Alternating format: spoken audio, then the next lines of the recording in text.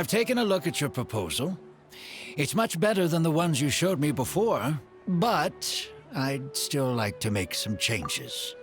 Oh, come on, not again. Isn't this the 6th proposal I've shown you? What's your issue this time?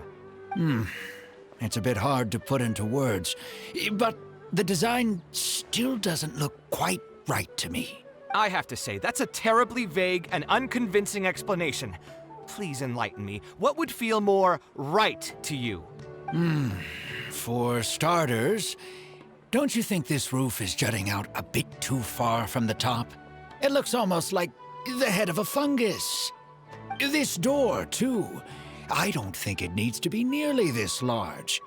If you could reduce it to around my height, you could use the leftover materials to construct a few more rooms. The roof and the door are the most fundamental parts of a building. If we were to change them, then what would be left of the design? Even if the soul of the building won't be lost, all traces of architectural style would be gone. Anyone with the slightest inkling of architectural knowledge would know to leave them alone.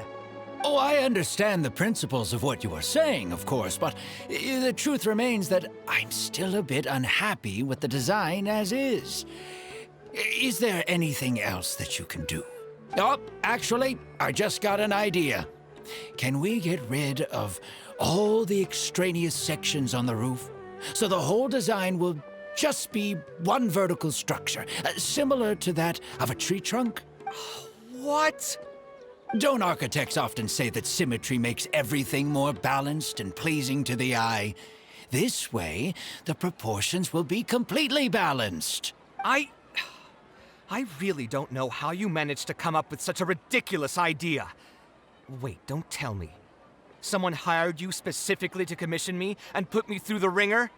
Come to think of it, though, I really don't think I've gotten on anyone's bad side recently. Anyway, that's it. I will not be working on this commission anymore. Goodbye. Maybe you can find yourself some other genius who'll be able to satisfy your demands. Hey, young man, please wait! Oh.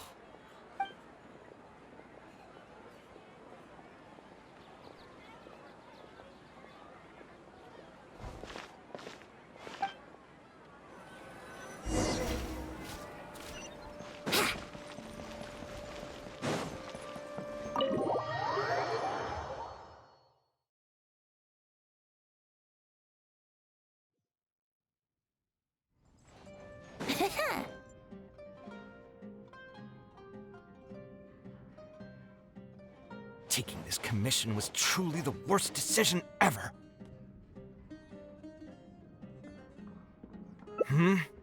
Oh, hey. I wasn't expecting to run into you here. Actually, while we're on that, what are you doing here at the tavern? Don't listen to anyone who says that drinking is an elegant pastime. It's no good for your health. So you saw all that, did you? Ugh, I thought I was in the clear. I made sure to double-check that nobody I knew was around. Anyway, thanks for looking out for me. Honestly, it wasn't that big of a deal. I'm used to it by now. Stress is just an inescapable part of being a working adult. Boss, I'll have a glass of wine. Same as last time. Do you want something too? I'll put it on my tab. Wine and a glass of juice coming right up. I know you're already keeping a secret from me, but if you could add this one to the list as well, I'd really appreciate it. Arguing with a client is not a good look for me. If word gets out, other potential clients might be afraid to work with me. That guy, though, what was he even going on about? All those ridiculous demands of his? He's just a blabbering fool trying to act like a know-it-all.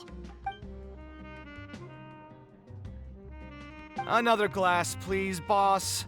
I'm not leaving today till someone has to carry me out. You've got it, sir. I gotta say, though, it almost feels like you're saying that every other day now. It really is every other day that you'd run into a client who knows nothing about construction requirements or architectural style. If this was in the past, I'd never have gone through 6 whole drafts trying to accommodate the client's preferences. But perhaps getting used to this just means that I've grown numb to it. I've worked on so many projects since graduation, and none of them have been approved at the first pass.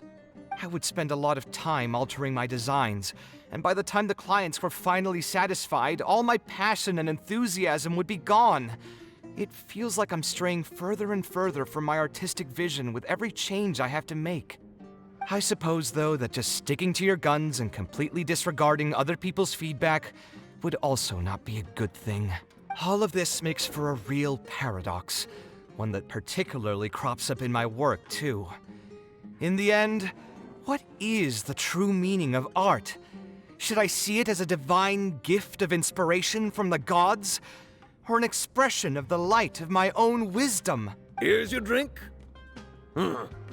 How are you already spouting nonsense after just one glass?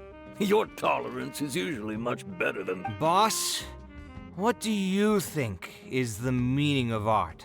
The meaning of art? Really, my friend, who in Sumeru understands art better than you? Anyway, I don't know about art, but I do know that I'm interested in business, and some patrons are waiting to be served. So, you'll have to excuse me for now. Just holler if you need anything. What do you think, traveler?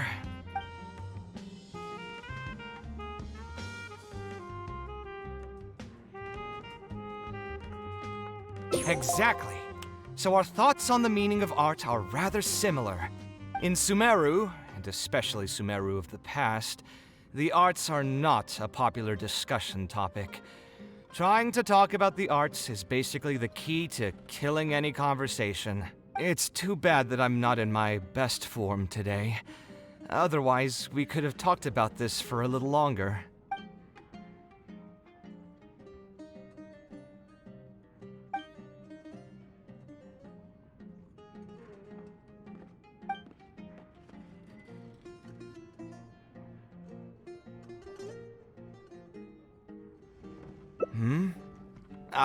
Thanks for offering, but you've seen how he is. He's not going to listen to anything I say. He understands nothing about my design, and all the suggestions he made were as if he just wanted to mock me.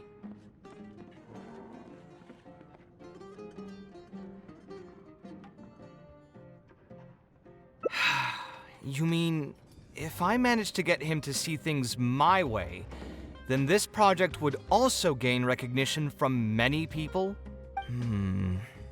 You've got a point.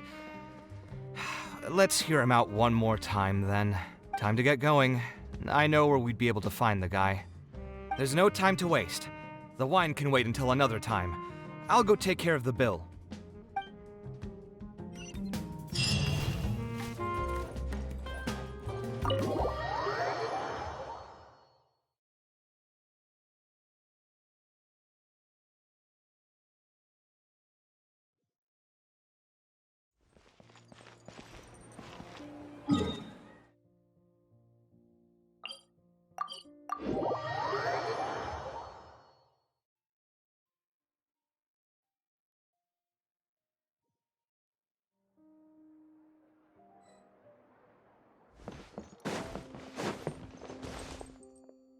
Kaveh, what are you doing here? I've changed my mind.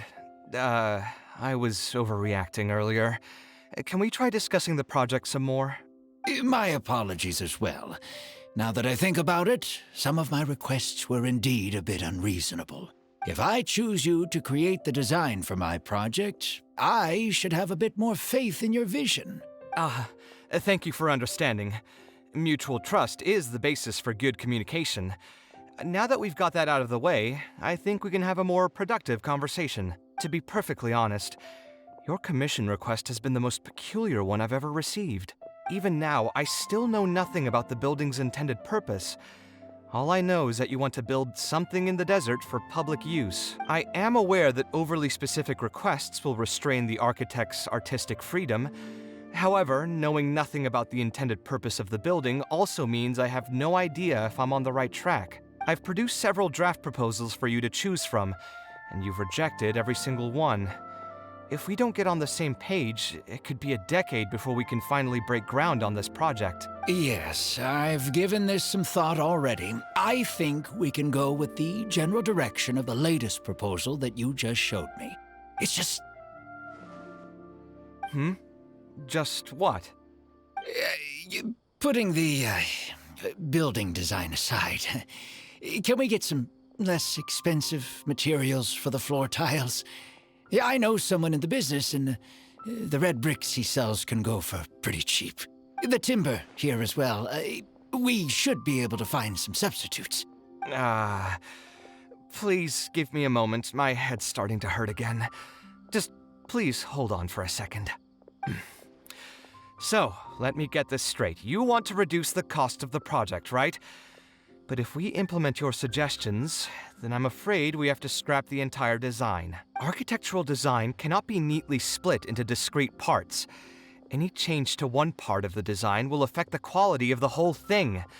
I decided to utilize high-end timber for this section because the weight-bearing structure requires the supporting materials to be durable and strong. Same with the tiles. Switch them out and the entire mural will have to be redesigned. More importantly, if we make such a change, both its practical functionality and aesthetic value will take a great hit. If all you need is a building with a roof that can keep people dry in the rain, you shouldn't have commissioned me. Many architects would be able to build you one of those while charging far less in commission fees. Actually,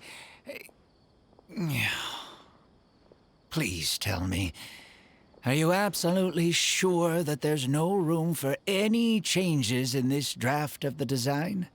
I think the most important thing for me is to understand what you would actually like to get.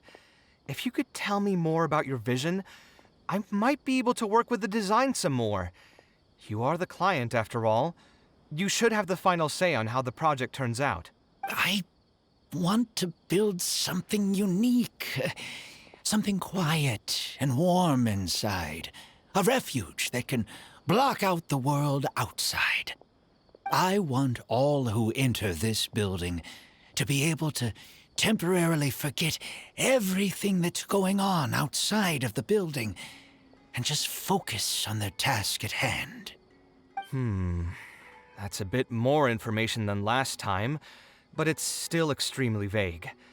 To put it another way, every rich person who wants to build a mansion for themselves would request something like this. We've gone through many proposals, and this draft is already the cheapest one. Cutting costs by substituting building materials will not only detract from the overall effect of the building, it also won't save you much more in the grand scheme of things. Thank you for giving it so much thought. Please, give me some more time to mull over the budget. I'll get back to you once I've figured out a solution. I still have a few business meetings that I must attend, so I'm afraid I'll have to leave for now. You can just leave the proposal as is. I'll get in touch once I've given it some more thought.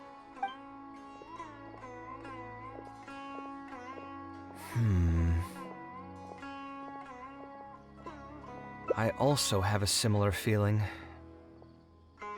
Is that really okay?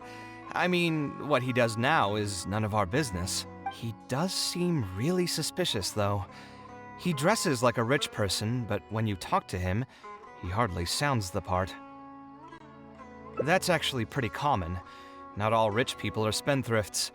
Many are just, as if not more, stingy than him. The more mora some people have, the more they love interfering with people's lives. Like constantly reminding you to pay back your debts, or hinting every other day that it's time for you to pay rent. Actually, now that I think about it, I'm not even sure this person really wants to work on this project with me. Putting his vague requests aside, he's still finding excuses to procrastinate even when we've decided on a plan. Who knows how long construction will take if he keeps delaying things like this? We should find him again and get some clearer answers. The sooner we can break ground on this, the better.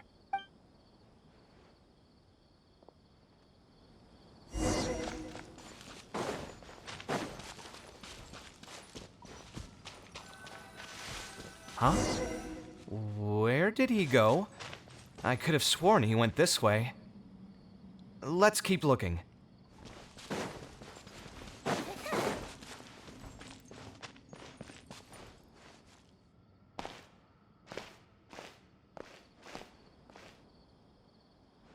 Hey, look! Isn't that Badawi? It sure looks like him, but he's dressed completely different now. What is he up to? Didn't I tell you before? I'm not looking for more workers. Plus, aren't you a bit old for physical labor? If something happens to you, I won't be able to pay for it. Oh, you won't have to worry about that. I grew up as an eremite mercenary and worked in the desert my entire life. My body's still in great shape. I don't have many talents, but I still have my muscle. If you need someone to unload goods or drive away sumpter beasts, I'm your man. You used to be an eremite mercenary? I know there are a lot of bad apples in our ranks, but most are just trying to make a living. We're not that greedy by nature, and we'll do our best when given a job. Let me think. I'm sorry, but I still can't take you in. I don't have any open positions right now, and don't have the Mora for anything more. How about this? Why don't you try your luck somewhere else? Okay. He used to be a member of the Eremites? Huh. From the way he was dressed, I would have thought he was a merchant from the rainforest. Let's ask him about it.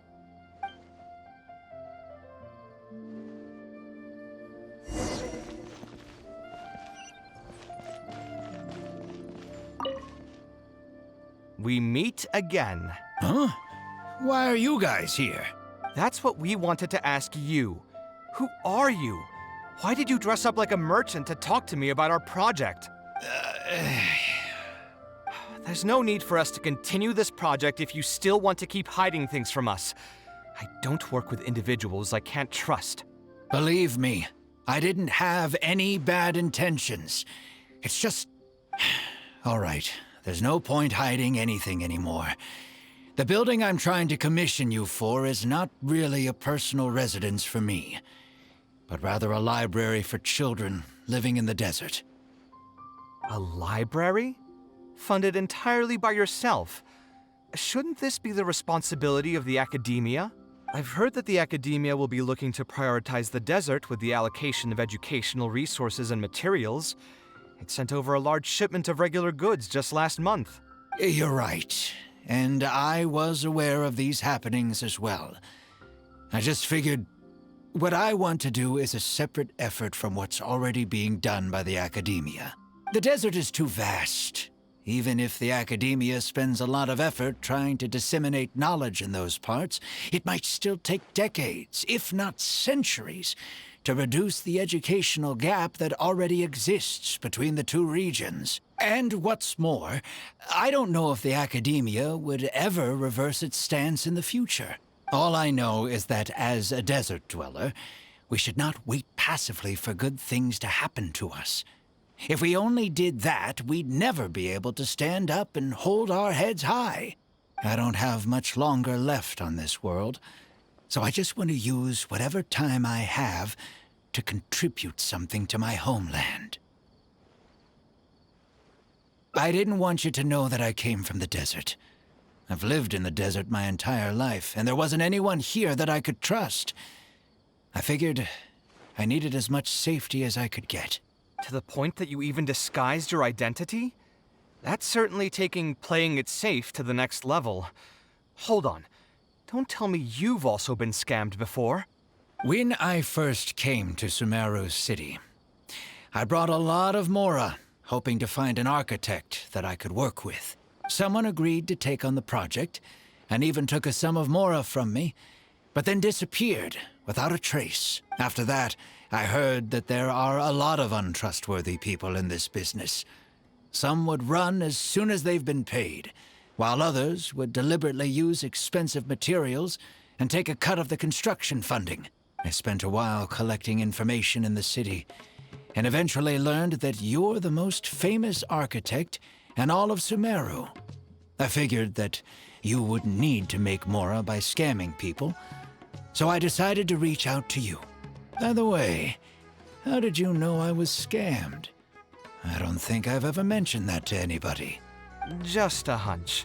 A while ago, I accepted an offer to work on a project in the desert, and was also scammed out of a large sum of Mora. I ran into someone who was living in a pretty run-down house. I noticed a load-bearing wall on the verge of collapse and suggested that I build a new house for him. He said that he had no way to pay for it, so I loaned him some of my own mora and told him to get some stone and timber from the local vendors. Soon after that, I found out that he had gone gambling with all the money and lost everything, down to the last coin. And after that, he even borrowed mora from me twice more, using a different excuse each time. I didn't even suspect him of any wrongdoing until he hired a group of mercenaries and tried to ambush me in his own house. According to him, I looked like an easy target because I was an academia scholar who didn't have any family or friends in the desert. What kind of person would just look at someone else and think, this guy looks like an easy target? Those kinds of things do happen every once in a while, yes. Folks like him are the exact reason why us desert dwellers' reputation have gone down the drain. I must apologize to you on their behalf. It's all right. You were also scammed by someone from Kasharwar after all. I should apologize to you on their behalf. Ultimately, neither of our experiences had anything to do with the desert or the rainforest. People who are new to an area are always easy targets for criminals. Yeah, you'll find both good and bad people everywhere. I can't understand the logic of those who like to take advantage of others, but I have to accept their existence as a fact of life. Anyway, I digress. Let's return to the topic at hand. Did you keep rejecting my designs because you thought I was deliberately using expensive materials to take a cut as a middleman? That's what I was afraid of initially, yes.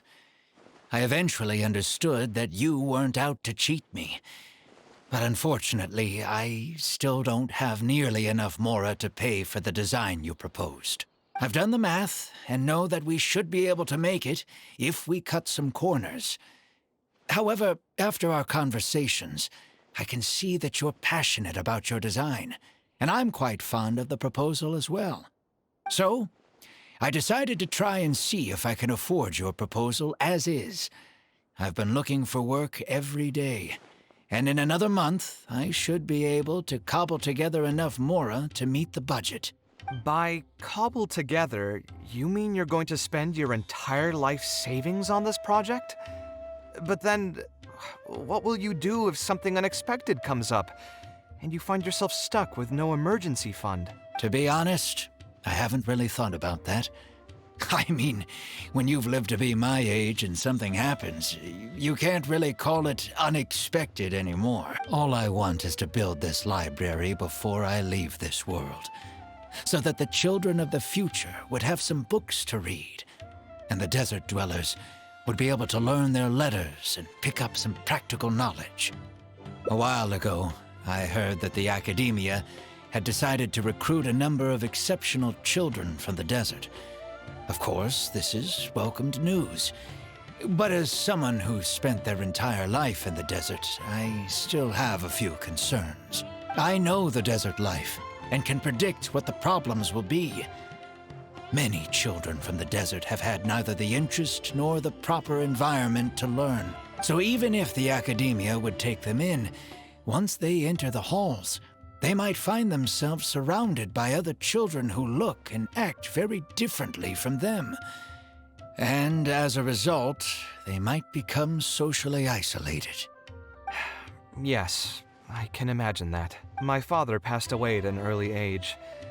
Even though I had a good number of friends during my years at the academia, for some time, I still sensed many critical looks in my direction. I'm sure a child coming all the way from the desert will have an even harder time. But let's bring this back to the building itself. I think you said that you want this building to be quiet and warm, with its doors serving as a solid barrier to block out the sound and fury outside, and allow one to focus on the book and their... Building it according to the current plan will be quite costly. Even if I don't charge you any commission fees, I don't think we'd be able to keep it under your budget. Any ideas on what we can do?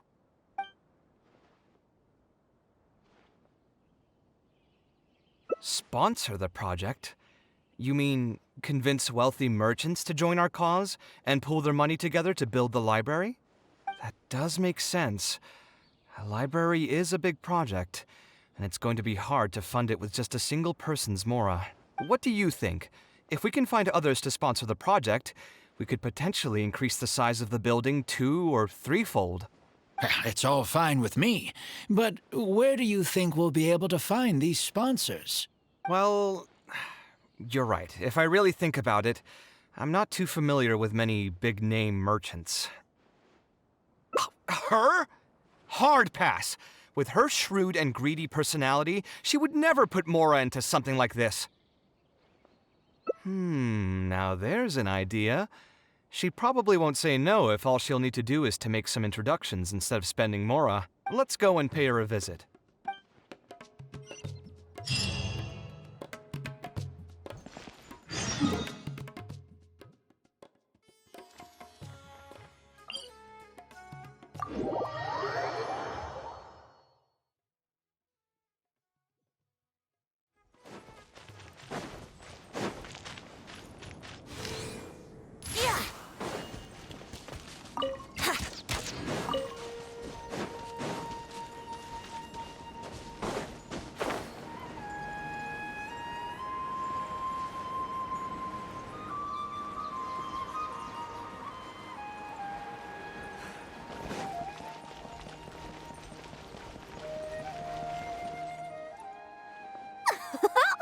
Now here are some unexpected guests. What brings you to the Palace of Alcazar's-Ray? When I saw Kaveh, I almost thought it must be that time of month again. Sadly for me, I must wait a few more days before I can collect my shiny Mora. Hey, can't you think of something else for a change? You are literally living in an objet d'art, and yet your mind is still fixated on nothing but Mora? What is the point of wealth, anyway? Is your happiness entirely dependent on your hoard of cold, emotionless Mora? That's exactly right. Mora is extremely valuable, you see. If you don't keep your mind on it, your Mora may just find its way to somebody else's pockets. If you ask me, this place is still way too empty. Just give me some time and I'll fill it to the brim with lots and lots of Mora. You're hopeless. Oh, so you have an actual reason to visit me? All right, let's hear it. Merchants? Why? Is there some kind of business opportunity? Oh, I see. So you're just looking for someone to help you fit the bill. I knew you wouldn't be interested in something like this. Still, you wouldn't refuse just making some introductions for us, would you? Sure, I can connect you with some folks, but with every service comes a fee, you know. A fee? You mean just for introductions? Of course! Making introductions means using my connections and putting my reputation on the line. Why wouldn't I charge a fee for something so important? And since we've known each other for so long, though, I'll give you a huge returning customer discount. How about 500,000 Mora? 500,000? I guess that's okay. But why are you charging a fee before we've even secured any funding? That just doesn't seem right. Besides, by helping us out, you'd be doing a great service to the public. Can't you take your mind off your Mora even for just 1 second and focus on something far more important?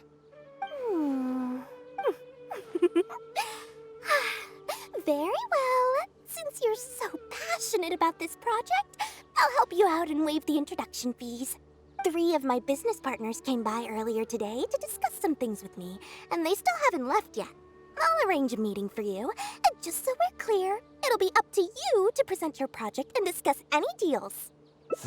Thank you so much. You can wait here. I'll bring them over to you.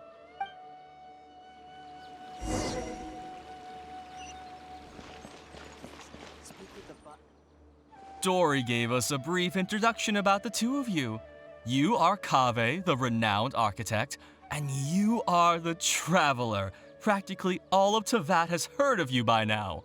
To be frank, I don't feel like there's an obvious business opportunity here, but since Dory took the time to introduce you, we can spend some time to have a conversation. So, let's hear your idea. All right, here's the situation. I've been commissioned to build a library in the desert, with the intended goal of allowing the desert dwellers to have more access to reading materials. So it's a public welfare project. Correct. Then the commission fees will likely be very low. You should be careful. I'm not too concerned about how much I'll get for the commission fees, actually. I'm fine with doing it for free. I just want to get this project rolling as soon as possible. We're just a little short on funding. So what? You can't possibly expect that we just cover the shortfall for you. Besides, what does a library in the desert have to do with us? If you want to build it yourself with your own Mora.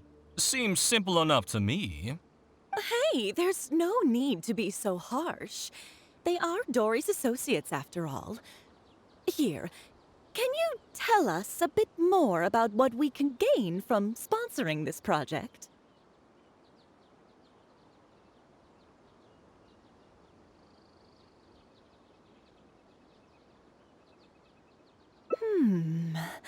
So we'd mostly be doing it for reputation and exposure?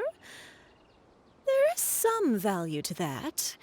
It could make doing business in the desert a bit easier. Well, just speaking for myself, I've got nothing in the desert. I also have a concern. It feels like there's not much to profit from in the short term. But in the long term, the reputation gain also doesn't sound like it'd offset the cost of the sponsorship. Then how about this? What if, instead of building a single library, we commit to an entire complex of buildings dedicated to culture and education? Wouldn't that just cost more? Yes, but in that case... Mr. Kaveh, please tell us what you have in mind. I'll just give an example. If we were to build a library and a school near Aru Village, then the desert dwellers would gradually begin to migrate towards the area. A whole suite of buildings will be able to host more traffic, and thus drive the economic development of the entire area. In turn, that would lead to direct business opportunities. I've been to the desert several times. Although there are still many lingering tensions between the two regions, the amount of interaction has been steadily increasing, and in the long term, the desert will only become more and more important to Sumeru. You do have a point. Education in the desert is indeed an industry that has not been tapped into. If we can be the first to place stakes in the area. And you just believe anything he tells you? Even the greenest amateurs know that urban planning will affect population flow. If you don't believe me, you can ask anyone on the street to confirm it to you. You...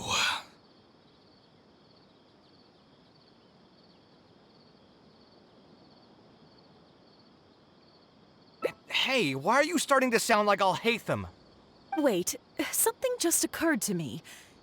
If we're going to build a library in the desert, Aru Village would obviously be the best place for it.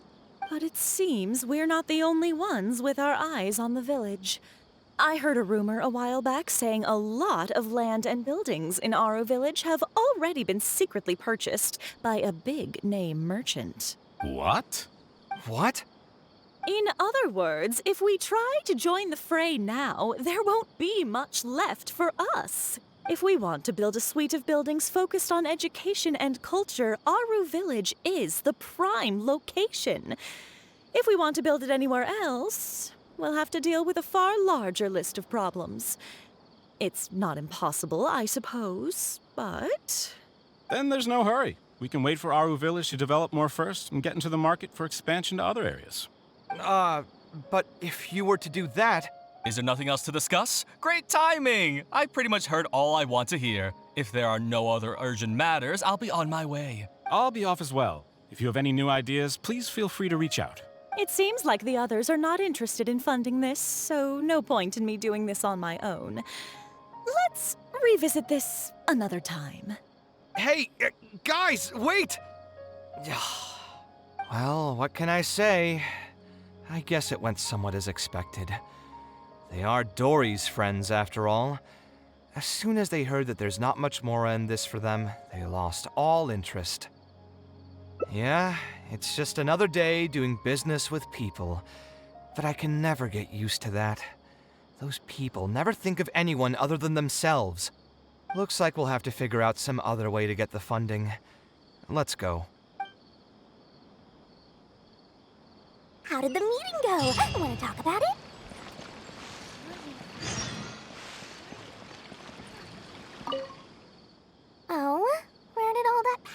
go from earlier, I take it you weren't able to find a sponsor for your project? Please don't tell me that you're here to mock us. What kind of person do you take me for? Would the kind and generous Lord Sangama Bay really do such a thing? I will say, though, I more or less expected this outcome even before I introduced them to you. You can try to talk up the project all you want, but the facts will remain the same. This project is high investment with slow returns. No sane person would put their money into this. But this isn't just a business project, right? Also, if you already knew no one would want to partner with us, why did you still try to charge me 500,000 mora? You scammer! You might want to remember who your creditor is before you start talking like that, Kaveh. I'll pay back every last coin that I still owe you, but that's a completely different matter. Alright, since you're so devastated about this, I'll set you up for dinner with another big-name merchant. In fact, I'll be inviting the most famous merchant in all of Sumeru, so I'll be counting on your performance. What? Really? I would like to sincerely apologize for my attitude just now. So, where would we be meeting this merchant? Follow me. Oh, I suppose both of you can come. I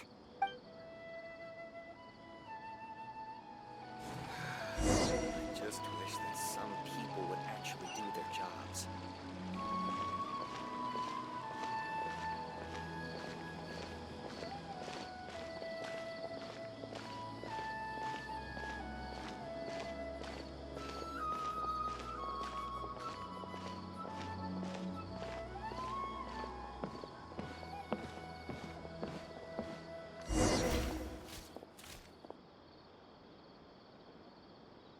This is the place.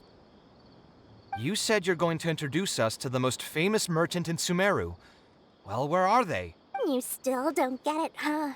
The most famous merchant in Sumeru. Huh? So you meant yourself all along? Then why did you bring us here? Well, I've given it some thought, and that complex of education and culture buildings that you mentioned does hold some promise. It'll be a pretty big Mora sink, and I'll have to fund it all on my own, but that's not really a problem for me. Seriously? Where's this generosity coming from so suddenly? Are you trying to scam me again? The reasons are not important. What's important is that I'm willing to help you. However, you know just as well as me that once this project actually breaks ground, it'll start sucking Mora from my pockets like crazy. So, to cut costs... I get it. I won't charge any commission fees, and I'll take responsibility for the entire project. Splendid! Then let's sign the contract right away.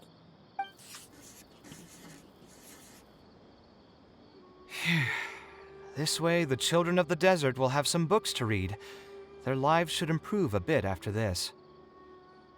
Of course, there are a few things better than using my knowledge to help other people change their fates. I must thank you as well, Dory. I used to say you only cared about Mora, which might have been some prejudice on my part. Sorry for that. I will also try to pay back my debts as soon as possible. Now, let's have a quick discussion. Where would you want the library to be built? That will be the most important building. There's no rush. I'll provide you with a copy of the deed when we get back. You can just use the address on the document to find the lot. Huh? The deed? So hold on a sec. The person who has been buying up everything around Aru Village was you all along? Oh my, did I not tell you about that? Yep, yours truly has been buying up all the land. I must thank you for bringing your ideas to me. Before our conversation, I had no idea what to build on all those lots. So, from my perspective, this has been a great turn of events. I didn't put much in and easily got a lot in return. But what about my commission fees? Huh? Didn't you waive those yourself? I was just gonna say that to cut costs. We mustn't procrastinate and should start construction as soon as possible. But before I could finish my sentence, you volunteered to waive your commission fees and even promised to take responsibility for the whole project from start to finish. I'm so touched, really. It's obvious that you used every trick in the book to deceive me. You deliberately paused for a long time while talking about the project and kept glancing at me with that menacing look in your eyes. Huh? You really think so? Well, the contract's already been signed, so there's no point in dwelling on the details. You know what? I'll pay for tonight's dinner.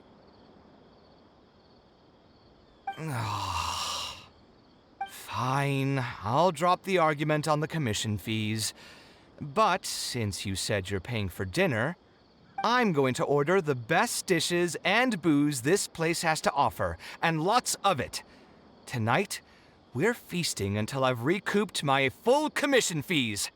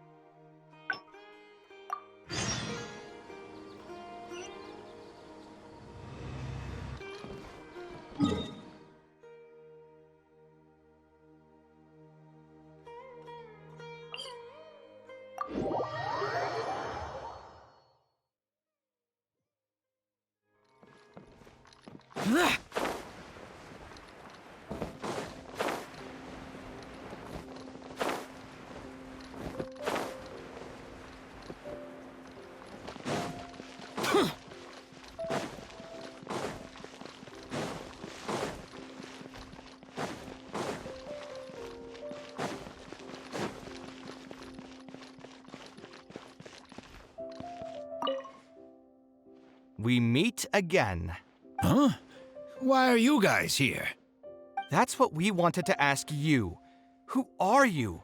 Why did you dress up like a merchant to talk to me about our project? There's no need for us to continue this project if you still want to keep hiding things from us. I don't work with individuals I can't trust. Believe me, I didn't have any bad intentions. It's just... All right, there's no point hiding anything anymore. The building I'm trying to commission you for is not really a personal residence for me, but rather a library for children living in the desert. A library? Funded entirely by yourself? Shouldn't this be the responsibility of the academia? I've heard that the academia will be looking to prioritize the desert with the allocation of educational resources and materials. It sent over a large shipment of regular goods just last month. You're right, and I was aware of these happenings as well. I just figured what I want to do is a separate effort from what's already being done by the academia. The desert is too vast. Even if the academia spends a lot of effort trying to disseminate knowledge in those parts, it might still take decades, if not centuries, to reduce the educational gap that already exists between the two regions. And what's more, I don't know if the academia would ever reverse its stance in the future. All I know is that as a desert dweller, we should not wait passively for good things to happen to us. If we only did that, we'd never be able to stand up and hold our heads high.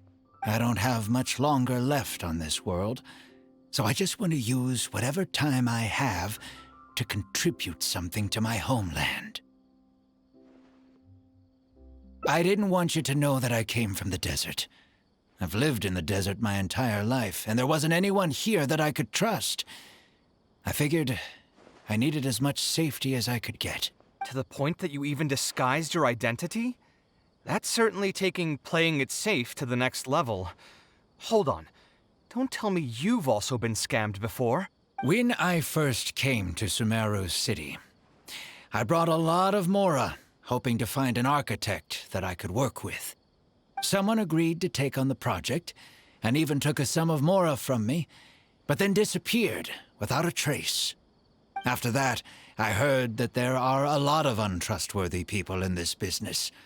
Some would run as soon as they've been paid, while others would deliberately use expensive materials and take a cut of the construction funding. I spent a while collecting information in the city, and eventually learned that you're the most famous architect in all of Sumeru. I figured that you wouldn't need to make Mora by scamming people, so I decided to reach out to you. By the way, how did you know I was scammed? I don't think I've ever mentioned that to anybody. Just a hunch. A while ago, I accepted an offer to work on a project in the desert, and was also scammed out of a large sum of mora. I ran into someone who was living in a pretty run-down house. I noticed a load-bearing wall on the verge of collapse, and suggested that I build a new house for him. He said that he had no way to pay for it, so I loaned him some of my own mora, and told him to get some stone and timber from the local vendors. Soon after that, I found out that he had gone gambling with all the money, and lost everything, down to the last coin. And after that, he even borrowed mora from me twice more, using a different excuse each time. I didn't even suspect him of any wrongdoing until he hired a group of mercenaries and tried to ambush me in his own house. According to him, I looked like an easy target because I was an academia scholar who didn't have any family or friends in the desert. What kind of person would just look at someone else and think, this guy looks like an easy target? Those kinds of things do happen every once in a while, yes. Folks like him are the exact reason why us desert dwellers' reputation have gone down the drain. I must apologize to you on their behalf. It's all right. You were also scammed by someone from Kasharwar, after all. I should apologize to you on their behalf. Ultimately, neither of our experiences had anything to do with the desert or the rainforest. People who are new to an area are always easy targets for criminals. Yeah, you'll find both good and bad people everywhere. I can't understand the logic of those who like to take advantage of others, but I have to accept their... Anyway, I digress. Let's return to the topic at hand. Did you keep rejecting my designs because you thought I was deliberately using expensive materials to take a cut as a middleman? That's what I was afraid of initially, yes. I eventually understood that you weren't out to cheat me. But unfortunately, I still don't have nearly enough mora to pay for the design you proposed. I've done the math and know that we should be able to make it if we cut some corners. However, after our conversations, I can see that you're passionate about your design, and I'm quite fond of the proposal as well. So, I decided to try and see if I can afford your proposal as is. I've been looking for work every day, and in another month, I should be able to cobble together enough mora to meet the budget. By cobble together, you mean you're going to spend your entire life savings on this project? But then, what will you do if something unexpected comes up, and you find yourself stuck with no emergency fund? To be honest, I haven't really thought about that. I mean, when you've lived to be my age and something happens, you can't really call it unexpected anymore. All I want is to build this library before I leave this world, so that the children of the future would have some books to read, and the desert dwellers would be able to learn their letters and pick up some practical knowledge. A while ago, I heard that the academia had decided to recruit a number of exceptional children from the desert. Of course, this is welcomed news. But as someone who's spent their entire life in the desert, I still have a few concerns. I know the desert life and can predict what the problems will be. Many children from the desert have had neither the interest nor the proper environment to learn. So even if the academia would take them in, once they enter the halls, they might find themselves surrounded by other children who look and act very differently from them. And as a result, they might become socially isolated. Yes, I can imagine that. My father passed away at an early age. Even though I had a good number of friends during my years at the academia, for some time, I still sensed many critical looks in my direction. I'm sure a child coming all the way from the desert will have an even harder time. But let's bring this back to the building itself. I think you said that you want this building to be quiet and warm, with its doors serving as a solid barrier to block out the sound and fury outside, and allow one to focus on the book in their hands. Building it according to the current plan will be quite costly. Even if I don't charge you any commission fees, I don't think we'd be able to keep it under your budget. Any ideas on what we can do? A slightly different style. Give me a minute. Most architects would probably prioritize cutting costs and removing extra features in this situation. Indeed, converting the building into a simple bungalow would solve most of our problems. However, I do not think this would be the best solution. While it's true that the aesthetic value of a building is often viewed as an afterthought, neglecting it has some long-term negative consequences. It is especially undesirable in this situation, as the library will serve a high number of children, many of whom would have never been exposed to structures that may be considered elegant or beautiful. To completely give up on the more aesthetic design would mean stripping the children of an opportunity to appreciate the beauty of architecture.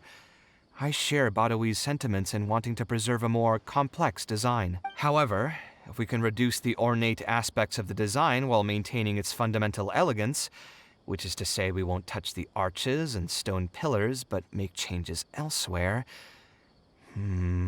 This is definitely a first.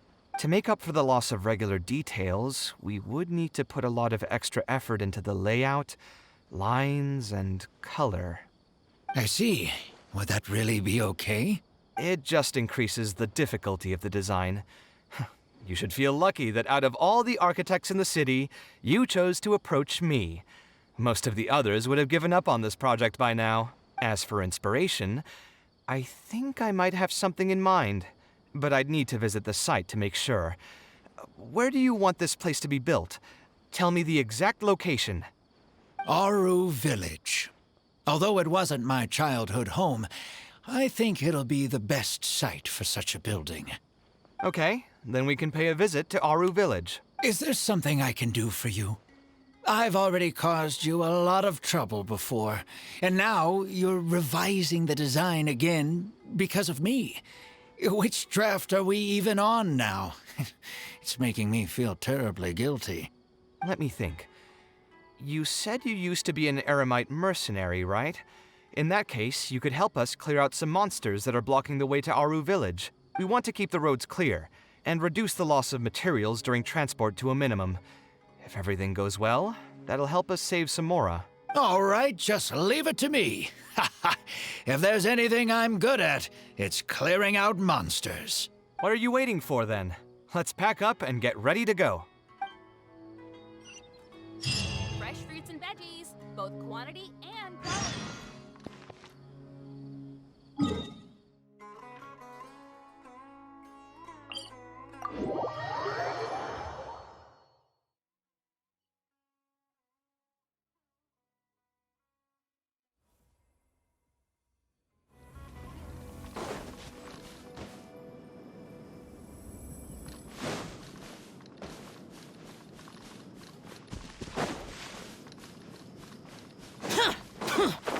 Boring!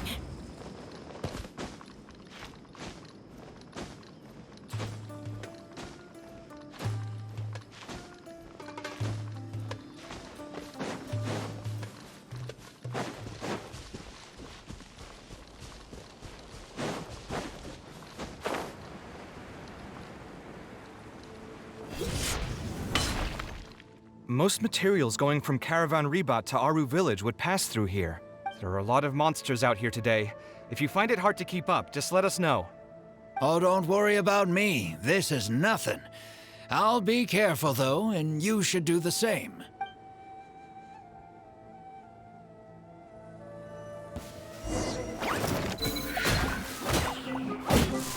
Let the show begin. Sight clear!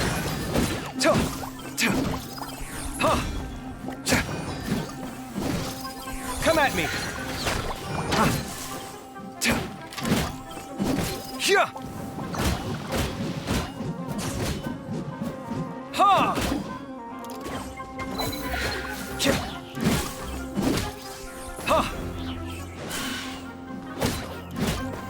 Sight clear! I'll protect us. Brace yourselves.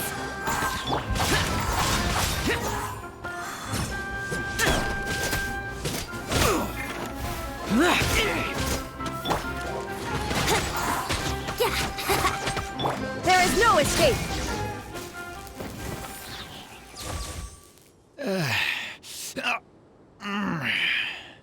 I'm fine. I've spent my entire life fighting these kinds of monsters in the desert, after all. They won't get the best of me. But it's one thing to fight against monsters, and another to fight against an old injury. It's something I picked up when I was young. There were many fights between mercenary brigades back then, and one day someone stabbed me in the back. I don't think much of it back then, but with age, it's caught up to me. Few mercenaries get to enjoy their later years. Failing health tends to take the joy out of reputation and wealth, and many mercenaries never even made much of the latter to begin with. Is there someone you know who can help to look after you? Unfortunately, no. My wife passed away at an early age, and I don't have any children. Sometimes I'd close my eyes and realize most of my life story has already been written. I have many regrets about my past, but at the same time, I also know that there were never many options for me in the first place. I joined the Eremites when I was young, and won many battles with them. My survival was more a matter of luck than actual ability. If at all possible, I want future children of the desert to have some more options in life. I don't want them to turn out like me. My apologies.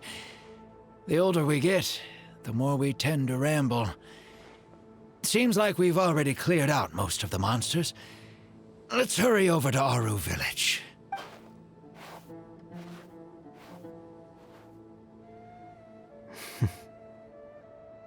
I think it's really admirable of him to spend his whole life savings on people he's never met. Maybe he's doing this out of natural kindness, a kindness that hasn't been eroded away by the struggles of his life.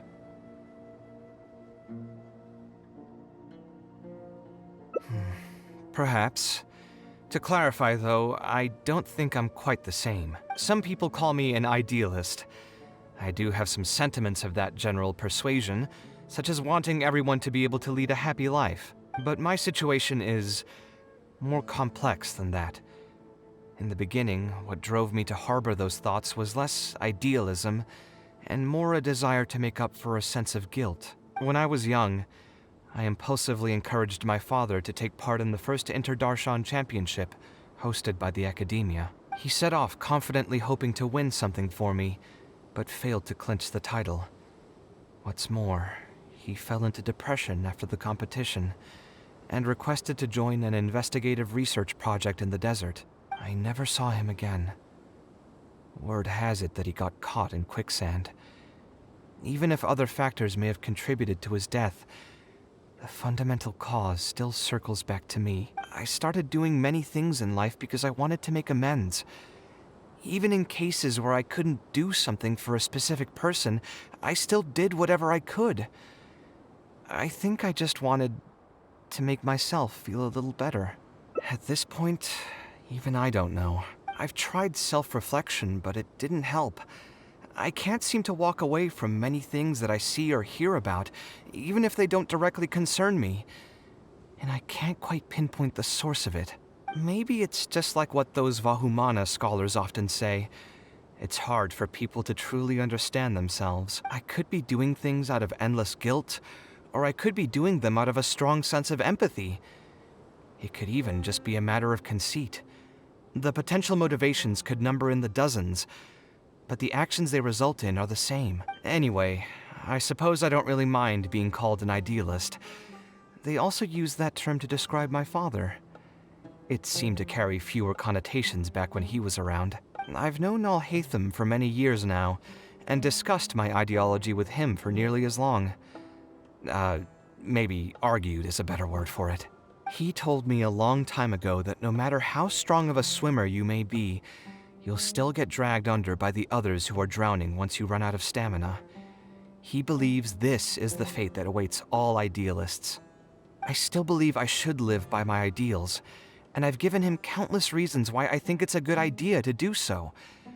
Perhaps my ideals are flawed, but are there really any perfect things in this world? Unfortunately, he remains unconvinced. His personality is the exact opposite of my own. If someone happens to drown next to him, he'll most likely stand on the shore and mumble something along the lines of respecting other people's fates. But as you can see, I'm not the only idealist in the world. Just as there are different seasons, there are also different people. There are many others who will continue to care about the fates of those who are not directly related to them. And when I finally run out of stamina, someone will also reach out and bring me back to shore. Someone will help me, right? Yes, I've already been helped like that before.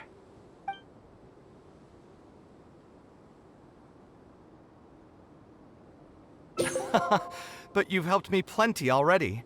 If you didn't reach out to me, I would probably be passed out on the tavern table right now instead of talking with Badawi.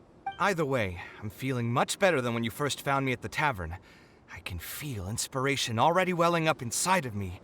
Maybe this will be just the opportunity I needed to create a whole new style. All right, let's head to Aru Village.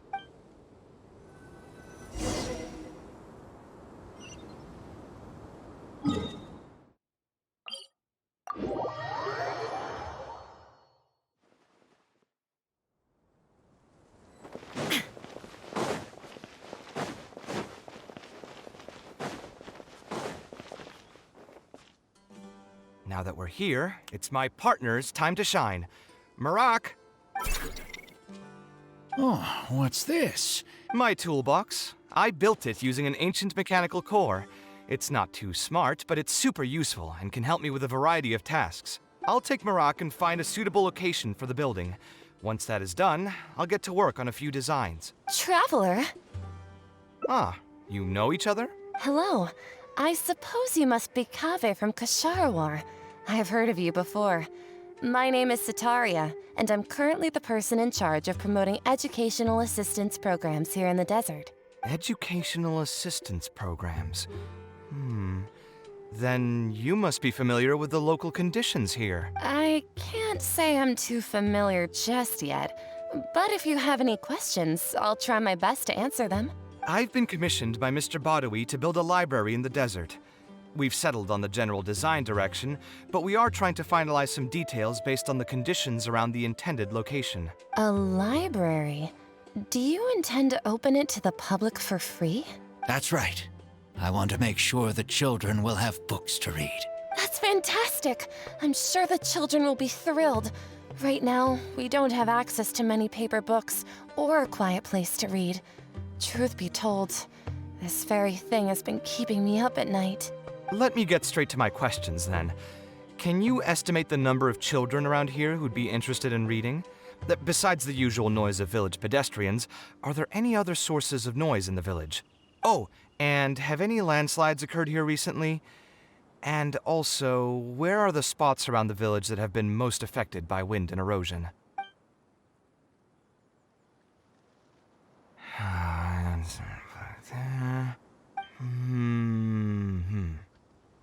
All right, that should be everything. Badawi, let's go over the budget again. We'll keep the building structure the same, but make the place a little bigger, so it'll be able to hold more people and get better natural light. The parts of the project that cost the most will be the insulation and ventilation materials. I'm sure you understand, no one likes to read in a place that's hot and stuffy. I want to make significant changes to the arrangement of the bookshelves, tables, and chairs. I'll go over the specifics of that shortly. I have two plans in mind. Both are pretty minimalist in style, but will provide a very different ambiance from the world outside. Our final cost should be around 70% of the last figure I quoted. The whole thing should take around half a year to complete. Marak has produced a sketch for all of you to see. If everyone's okay with it, then we'll proceed with that as the formal plan. The inspiration just came to me naturally. All I did was put thoughts to paper. I must give you credit, though. If it weren't for your advice and suggestions, I probably wouldn't have landed on this new style so quickly. According to the traditions of my profession, I should probably name this style after you. Let's call it the Traveler style. In the meantime, let's look forward to the day when this building is completed and can finally open its doors.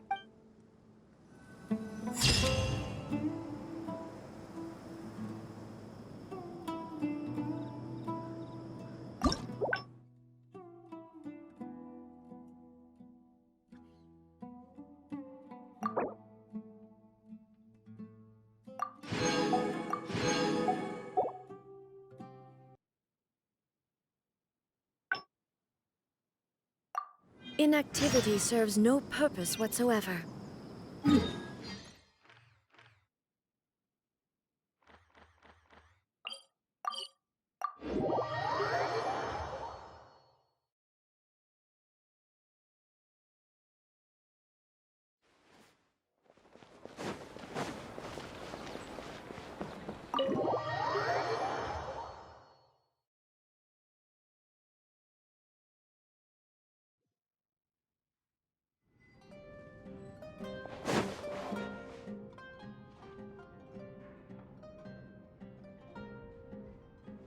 Taking this commission was truly the worst decision ever. Oh, hey, I wasn't expecting to run into you here. Actually, while we're on that, what are you doing here at the tavern? Don't listen to anyone who says that drinking is an elegant pastime. It's no good for your health. So you saw all that, did you? Ugh, I thought I was in the clear. I made sure to double check that nobody I knew was around. Anyway, thanks for looking out for me. Honestly, it wasn't that big of a deal. I'm used to it by now. Stress is just an inescapable part of being a working adult. Boss, I'll have a glass of wine. Same as last time. Do you want something too? I'll put it on my tab. Wine in a glass of juice, coming right up. I know you're already keeping a secret from me, but if you could add this one to the list as well, I'd really appreciate it.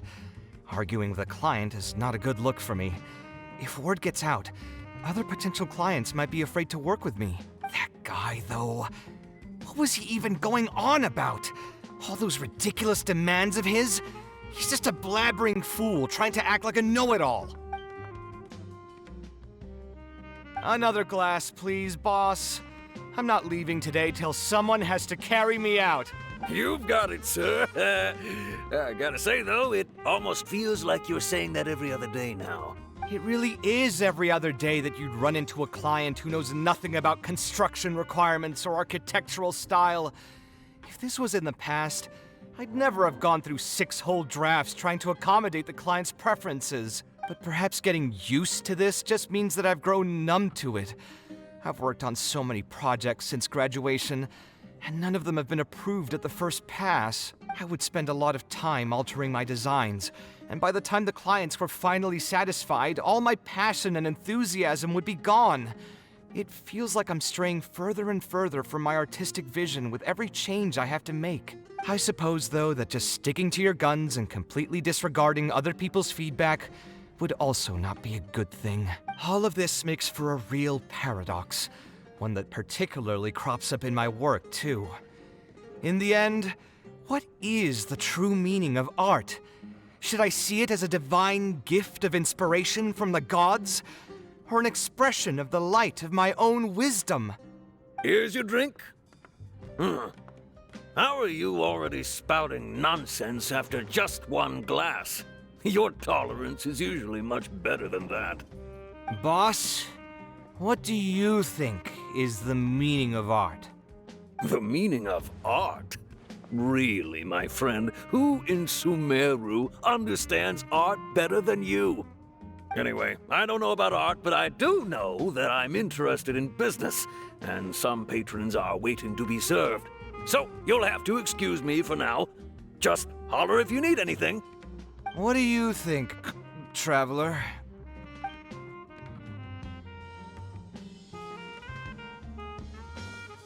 Yes, art shouldn't be self-indulgent entertainment saved for the elite. Let's say that I built a house for someone. If they don't like how it looks, then no matter how brilliant it may appear to me, they won't be happy with it. The problem is that it can be very difficult to get validated by others. I could compromise my personal standards to accommodate my clients, but often that just means creating a final product that I would struggle to look at.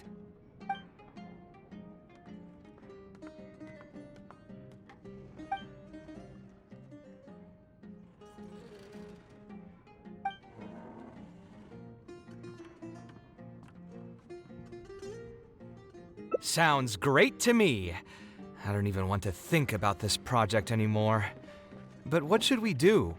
It's probably not a good idea to just drink until I pass out here.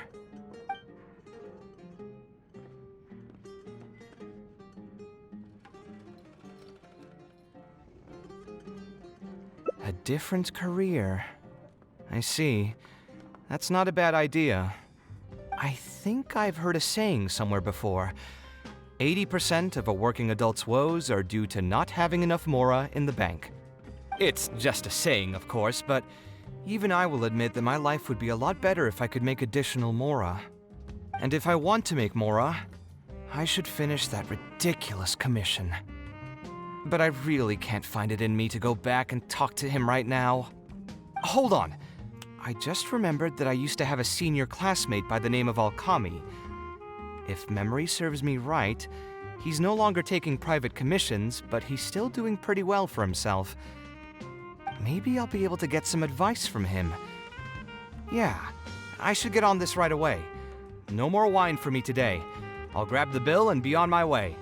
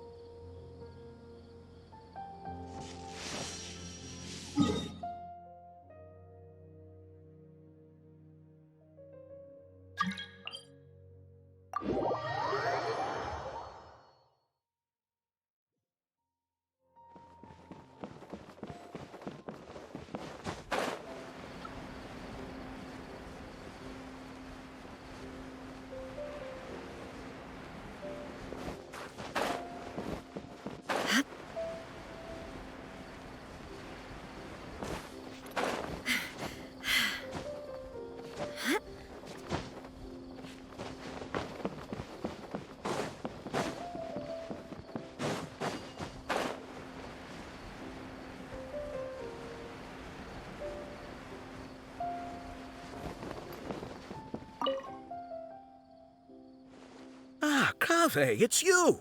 It's been a while. What have you been up to recently? Yeah, it's been a long time, Alkami. Things haven't changed much for me. I'm still taking private commissions for all kinds of projects. I heard that you were the genius behind the Palace of Alcazazare. I bet you're all set for Mora after a project of that size.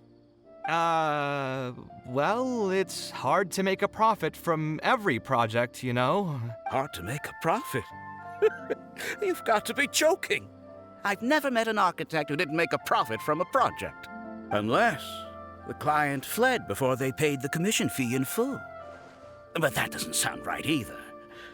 Doesn't Dory have a pretty decent reputation in our local business circles? I don't think she's ever been involved in any kind of big scandal. Well, about that.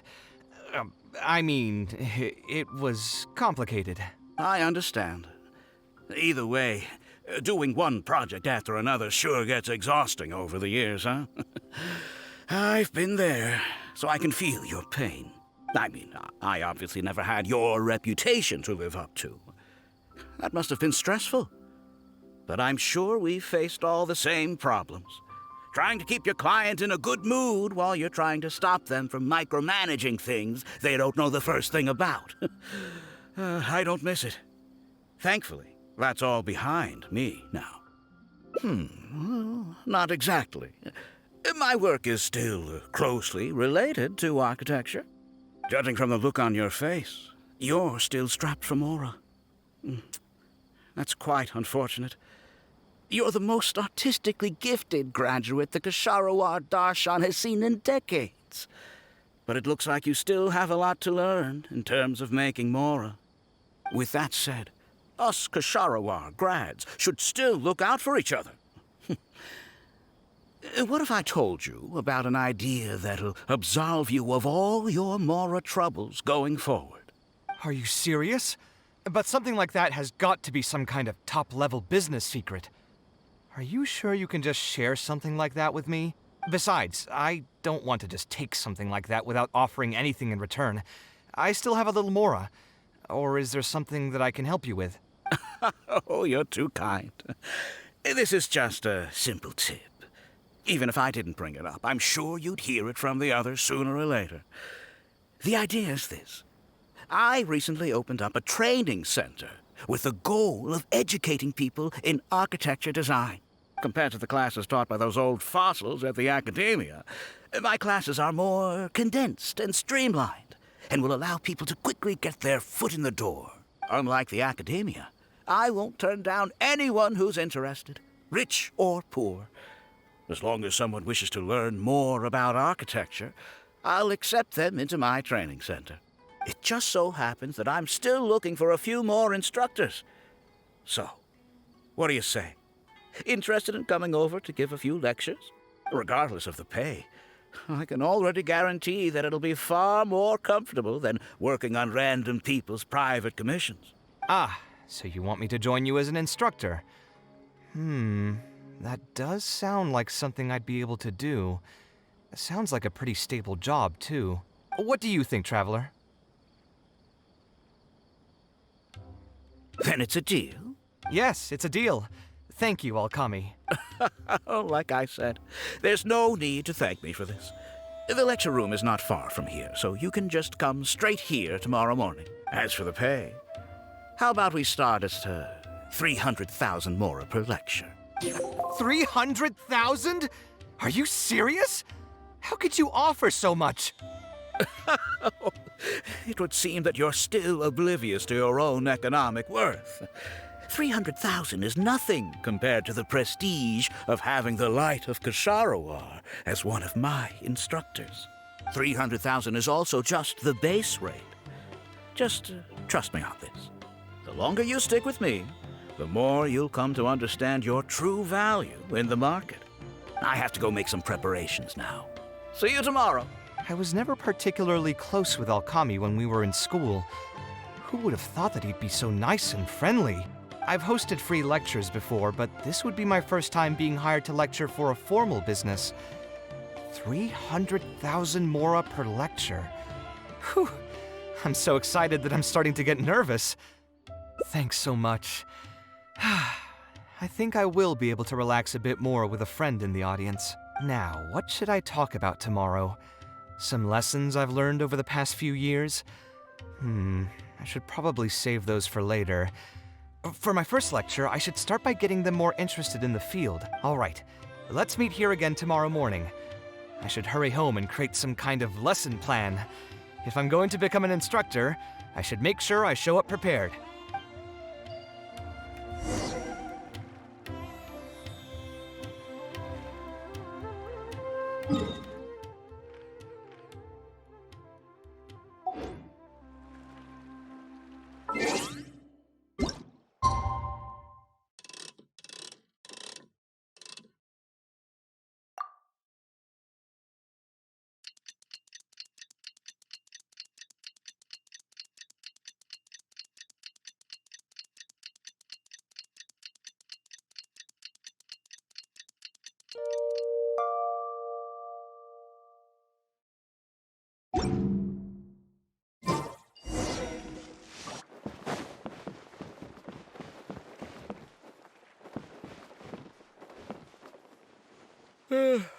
Oh, I didn't expect you two to get here so early. I was up last night preparing for the lecture, but I ended up getting so excited that I couldn't fall asleep.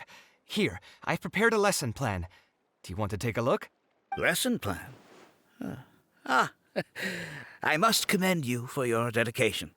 But the training center has already developed its own set of teaching materials. Instead of using your own plan, you can just use what we have here. Of course, you're always welcome to work in some of your own content to add some fun and flavor. Sure, be my guest. It's almost time for the lecture to start. Feel free to head in and start the class whenever you're ready. Huh. So you've already developed your own set of teaching materials. Seems like I won't need the stuff I've prepared after all. Anyway, shouldn't be a problem. I'll just go ahead and use your materials. There's something else I want to ask, though. This isn't going to be a large class, is it? No need to stress. There are only 20 people in this class. There are 14 classes at my training center. Out of all of them, the first class has the best grades, so I've directed them to you. We'll see how well they take to your lectures.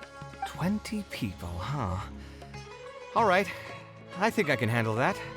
Oh, and one last thing. In the interest of keeping a quiet learning space, only instructors and students are allowed in the classroom when class is in session. I'm sorry to say this, but your friend will have to wait outside while you teach the class. Sorry about that.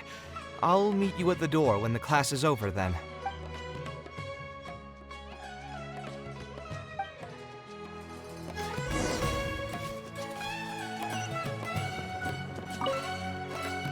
Hey there. Can I help you?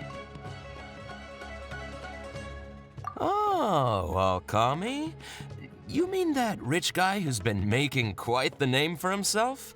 Yeah, he commissioned a set of furniture from me a while back. Paid a great deal of mora for it, too. I heard he earned a fortune working as a renowned architect. Now he's opened a training center so others can follow in his footsteps. If the tuition wasn't sky high, I'd enroll my child in a heartbeat. Architecture really sounds like a lucrative profession.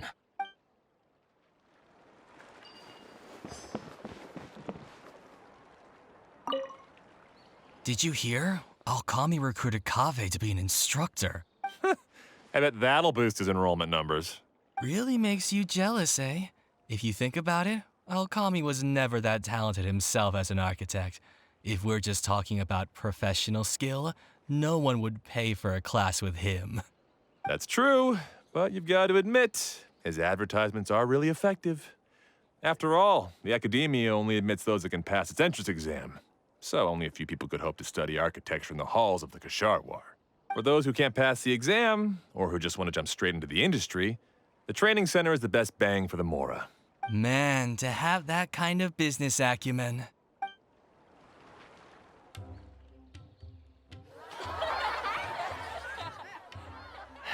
All right, everyone. There's no need to be nervous. Class is over, so we can just chat for a bit. I shouldn't have lost my temper during the lecture. Did I scare anybody?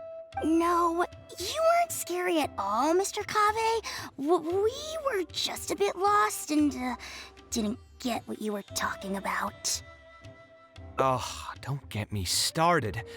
I was trying to use Alkami's materials, so I flipped through some pages and gave them a closer look. The more I read, the more upset I became. Alkami may fool an amateur, but he can't fool anyone who's active in our profession. The materials he made are completely useless for teaching real architecture. In my opinion, the most important skill of an architect is their ability to craft a design. In other words, they must be able to conceptualize ideas.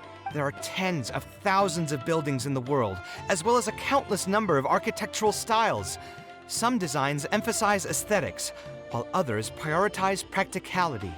The architects who can critically evaluate the quality and fit of different designs are those who can come up with great designs of their own.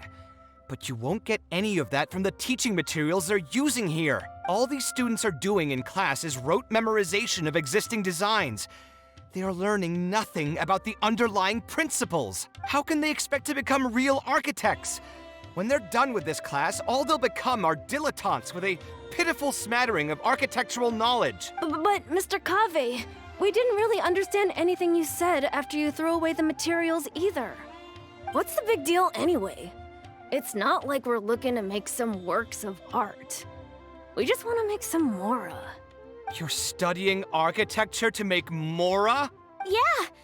Why else would we be studying here? My biggest dream is to become someone like Mr. Alkami. Once I finally make my fortune in architecture, I'll be able to buy anything I like. Huh. In that case, I'm afraid you'll probably be disappointed.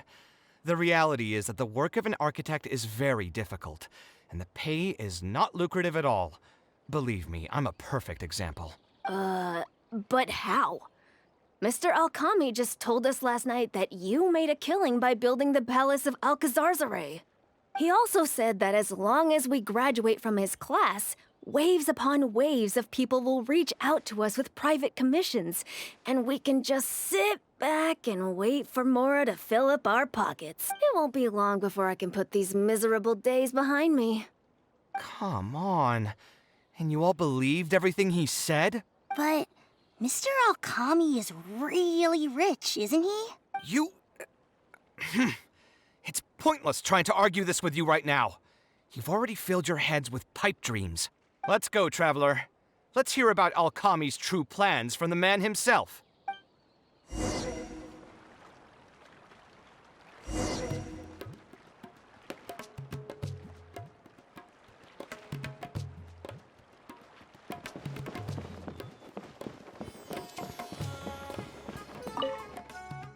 What's wrong, Kaveh? You look quite flustered. Did one of my students offend you? Were the students not astute enough for your liking? I must implore you to go a bit easier on them. After all, they're nothing like the genius scholars you're used to dealing with at the academia. We don't need to strive for perfect understanding. As long as some knowledge has been passed on, that's good enough. Yeah, I'm mad at them. But I'm even more upset that you're scamming people under the guise of teaching them about architecture. The students are all here hoping for a quick way to make money, but we both know that an architect's life is hard and exhausting. Just a little while ago, I was toiling over the 6th draft of a design for a client. If your client is unhappy, you can't break ground, and the longer a project goes, the longer it takes for you to get paid in full. What's worse, if your client disappears in the middle of a project, good luck getting anything from them ever again. You know all of this just as well as I do. Why lie to them? Look, Kaveh, you may be the light of Ksharawar, but like I said, you still have a lot to learn about making Mora. You may deny it all you want, but it's a fact that in today's Sumeru, architecture is a terrible profession. Our clients care very little for the effort we pour into our designs. Instead of appreciating us, they spend all their time nitpicking details and demanding changes, often forcing all kinds of ridiculous ideas onto us. I suppose that's more or less true. Go on. Why should we cling on to a profession that's difficult and unrewarding? If the field is dying, then a person who still wants to make a good living will just have to change their strategy. If it's near impossible to make money as an architect, then why not just establish a training center and train other people to become architects in our stead? Wait, how does that make any sense? Aren't you just leading them into the same trap? We are already stuck, my friend. The more people we can lead into this pit and stack as padding beneath our feet, the more comfortable our lives will be. That's right. Making money as an architect is a slow and agonizing process. In comparison, earning tuition from a training center is far easier. None of the students will ever know, however. In their eyes, all of my income was earned during my years as an architect. It's easy for them to fall for my promise. After all, everyone wants to live the dream of being the person who can spend millions without batting an eye. The more students I get, the more money I earn. And the more real that dream becomes. And then what? Once they graduate, they'll still find out the truth about architecture and struggle to stay afloat amid all the problems we already talked about. When that happens, your facade will pop like a soap bubble. No one will believe you anymore. Ah, but that's just one way to look at the problem. No two people have the same amount of talent. Even if they fail to strike gold in the future, you can't say that it's my fault and mine alone. Oh, and also, I never actually promised that they would achieve financial freedom as long as they become architects. All I did was nudge them towards that belief. I'm not even scared if they do come back and stir up trouble. My training center has all the required permits and certifications. Even the Dendro Archon herself couldn't find fault in any part of my business. How can you sleep at night knowing that you're doing all this? Tell me, is your heart carved out of brick and stone? I can't believe that I once saw you as a decent human being. I am beyond disappointed in you. And the same goes to you. How many years has it been since you graduated from the academia? If you still can't accept something like this, do you just plan on keeping that worthless naivete of yours until the end of time? Only fools will see art as revered and sacred. In the end, art is just another business. Being successful at running a business is an art form in itself. I urge you to think about what I've said. Offloading your pain onto others is the only way a person can live comfortably in this world. As the light of the Ksharowa, you've accumulated plenty of fame and respect. It's high time that you use those resources to improve the circumstances of your own life. Think it over, Kaveh. I still believe our collaboration could be very fruitful. I'm so mad, I feel a headache coming on. There's nothing more I can say to him. I'll resign from my position as instructor. Of course, I'm sure you've realized that as long as I remained at this center, he would be able to use my name to advertise this place. Even if I just sit back and do nothing, others will be deceived and suffer because of me. He is right about one thing, though. These kinds of training centers are everywhere. And even if the academia was to find out about it, it's unlikely that they would take any real action against it. The most that they could accuse him of is false advertising. And even that would be hard to prove. Oh?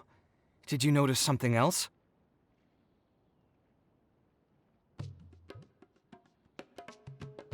Yeah, you've got a point. The rate he gave me was 300,000 mora per lecture.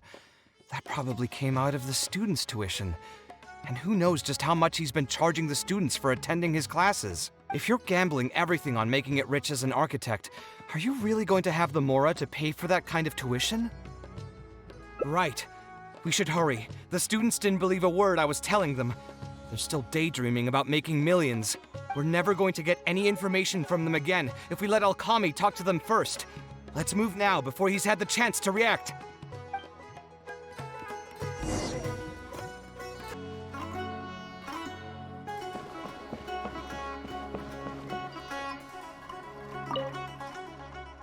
Oh, Mr. Kaveh?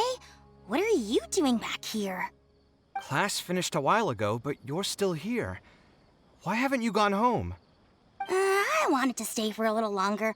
I'm still thinking about everything you taught during the class. Even though a lot of it went right over my head, I still thought the houses you drew were really pretty. Of course they were. All the examples I drew were world-famous landmarks. Each one was the magnum opus of a celebrated architect. It's a good thing that you could recognize them for their beauty. The accumulation of knowledge is the first step to artistic expression. Instead of rote memorization, you should try to relate and to understand, and after that, try to resonate with the work. Resonate? Yes. When I first got into architecture, there were many things about it that I couldn't understand at all. I would find a building to be beautiful, but have no idea what made it so good. And for most people, just being able to admire a building is enough. To become a good architect, however, you must also learn to assess and appraise. Going from admiration to assessment will take a lot of time and specialized knowledge, and I'm afraid that some superficial speed training won't be enough to take you there. Just as I thought. Becoming an architect won't be as easy as Mr. Alkami made it out to be, right? I'm sorry. I'm not trying to crush your dreams. All I want to tell you is that an architect's life is not as carefree and easy as others may make it out to be. I understand. Thank you for telling me the truth, Mr. Kaveh. I think I'll still stay here for the time being, though, since my family still hasn't paid everything off. Paid off what? Sorry, I can't say anything more. Mr. Alkami made it very clear that anyone who talks about it will be kicked out of the class. Don't listen to him. I am the most famous architect in Sumeru. If he kicks you out, then I'll just take you in instead. Really? Why would I pull your leg? I can see you have some talent, so as long as you get your fundamentals down, you should be able to pass the entrance exam and continue your studies at the academia. Then please keep this a secret for me, Mr. Kaveh. Truth be told, my family is not very well off, so we couldn't really afford the tuition for this class. Mr. Alkami was the one who reached out to my parents. He told them that he knew a merchant by the name of Bahar and that we could get a loan from him. He told all the students that once we graduate, people would come flocking to commission us for projects. If everything went well, we'd be able to pay off everything in just a few years, and all the more we make after that would be ours. How much did your family borrow from this merchant? I think it was several million mora. And what was the interest rate? I'm not really sure. My parents were the ones who signed the contract. All I know is that the stack of papers was as thick as a slab of rock.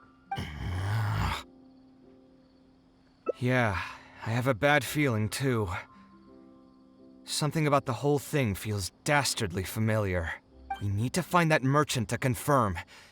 But if we were to confront him right now, there's no way he'd admit to anything. Good idea. Hey, tell me, do you know where we'd be able to find this merchant? We last saw him on the north shore of Port Ormos. Who knows if he's still in that area, though. Well, it'd still be worth taking a look. Architecture... No. The arts shouldn't be used as bait for a scam. We need to do something before the students' lives are ruined even further.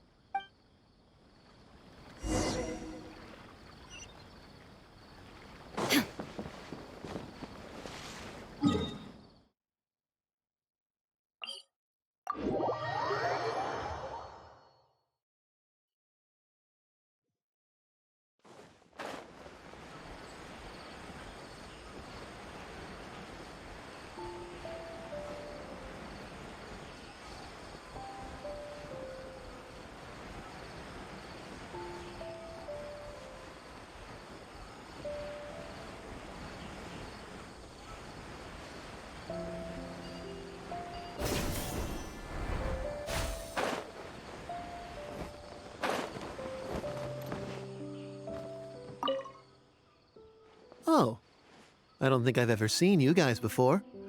Here for business? You're Fahar, right? Yes. May I ask who introduced you? Alkami.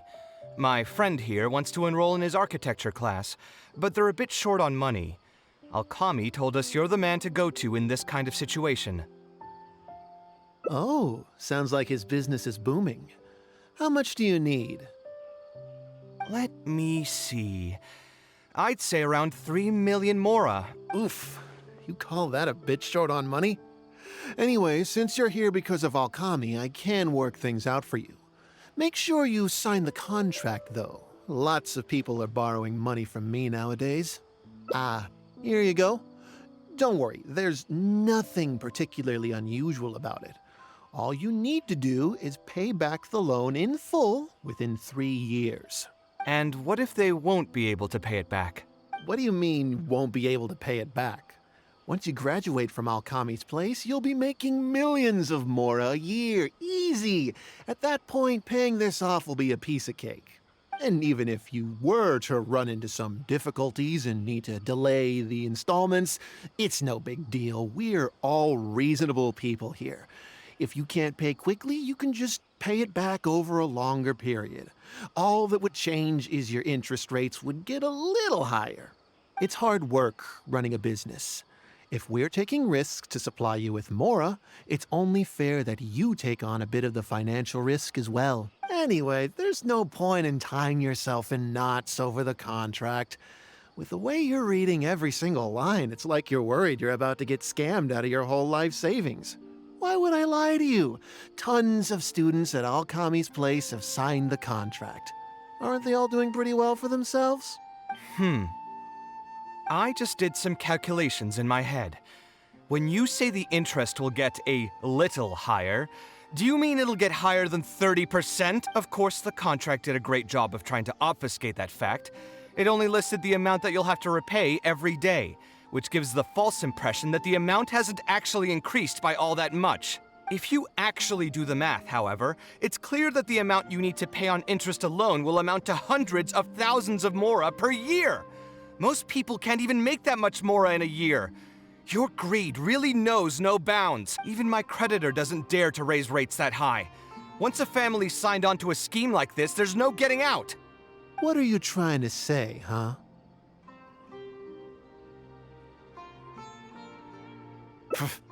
I figured something was off when two well-dressed people came looking for a loan. Think you got the better of me? Too many people are sticking their noses where they don't belong these days. Luckily for me, though, this is a pretty secluded spot. Hey, come out and teach these guys a lesson! Eremites? I've already fought off more than my fair share of them when I was working in the desert. There are only a few of them, so they shouldn't pose much of a threat. Marak, you're up! Following orders. Feeling lucky today?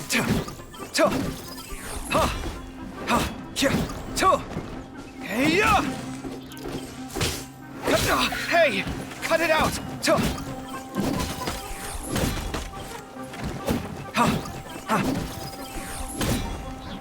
Sight clear!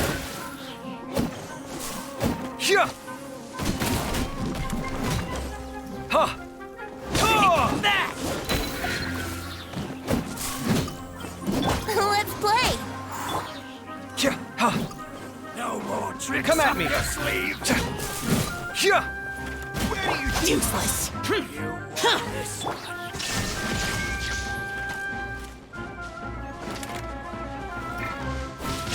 Now you shall perish!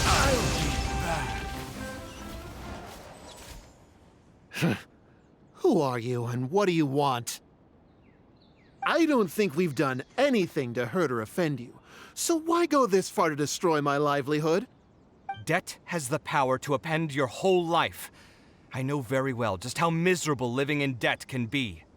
But my debts are the culmination of many different factors, and my interest rate is still somewhat reasonable. As long as I continue to work with my situation in mind, my debts will eventually be paid off. But these students are different. They have neither the mental preparation nor the financial resources to pay back a debt like this.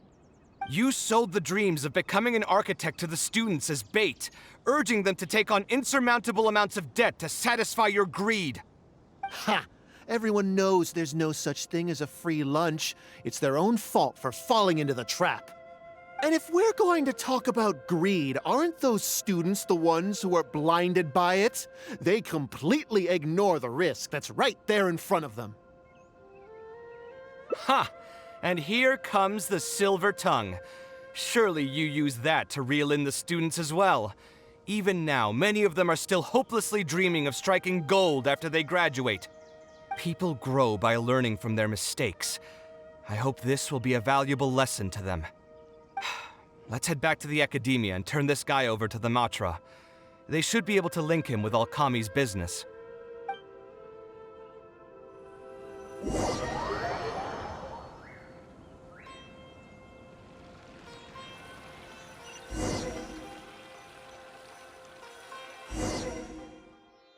Sino?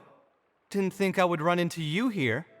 My vacation just ended not too long ago, so I'm going over some cases at the academia. Who's this?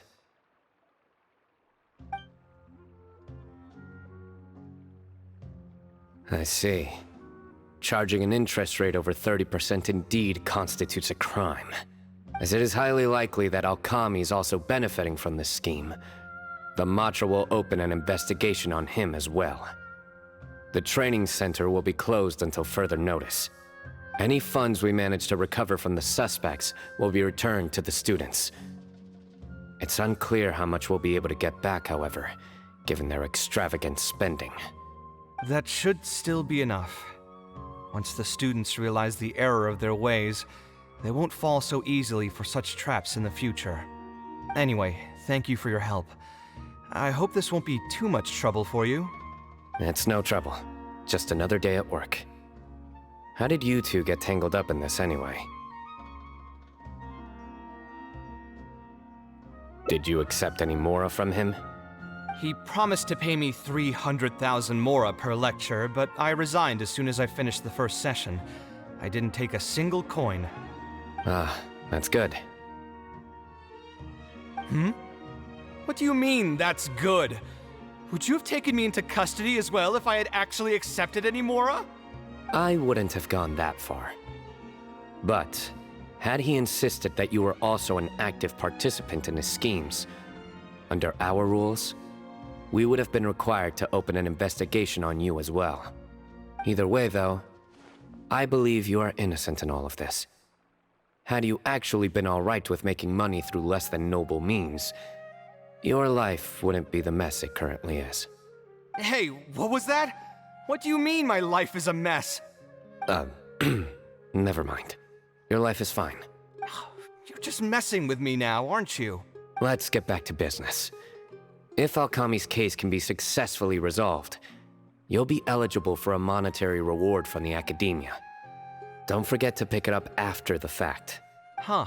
I didn't even know there was such a thing. I never would have guessed. What I'm trying to say is that we didn't report Alkami because we thought we could make some more off of it.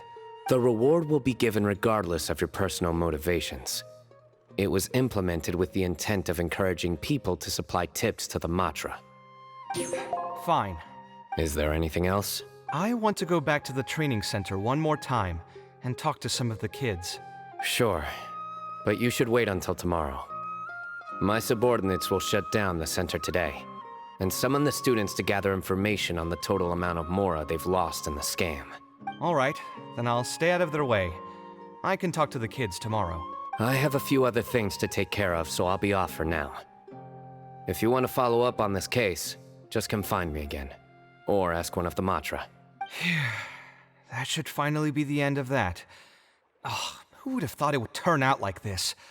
All I wanted was to find a new gig and earn some mora. To think Alkami would sink this low. It still makes me really upset. Still, I think I feel a little better now than when you found me back at the tavern. It's a little ironic, but you could say it's because I've realized that there are many circumstances in the world that are even worse than my own. Now that I've seen such things firsthand, I suppose I've earned a new sense of appreciation for my life. How should I put it? I'm pretty stubborn when it comes to my profession, so I often argue with my clients. The arguments are usually extremely frustrating, and every once in a while I'd wonder if I only became an architect because fate wanted me to pay for some sins I'd committed in a previous life. Alkami's suggestion would have allowed me to quit my life as an architect and earn money solely from my reputation. But now that I've experienced that for myself, I can confidently say that I'd never want to do it again. Every scholar has their own sense of pride and a line that they don't like to cross. Of course, when faced with the vicissitudes of life, some will surrender these things to seek a more comfortable life. I can understand that. Just speaking for myself, though, I don't think that's something I'd ever be able to do. The voice in my heart would just keep repeating one thing. The moment I turn away from my dreams would be the moment my career ends. If I stopped devoting everything to my creative activities, I'd be able to lead a more comfortable life, but at the same time, my sense of intuition and understanding for the arts would also begin to degrade. At that point, any materialistic ease I may have gained in life would just become another form of torment. In comparison, my current life comes with its share of difficulties, but at least I'd never have to deal with that kind of existential reckoning. I appreciate it. You may call me conceited for this, but I would also like to think I'm talented enough to be able to lead a decent life without compromising my pride. It's certainly not easy, but I want to keep at it. My thanks again for being such a great help throughout all of this. I'm planning to pay another visit to those kids tomorrow. Want to come with me? All right, I'll see you tomorrow then. Get some good rest.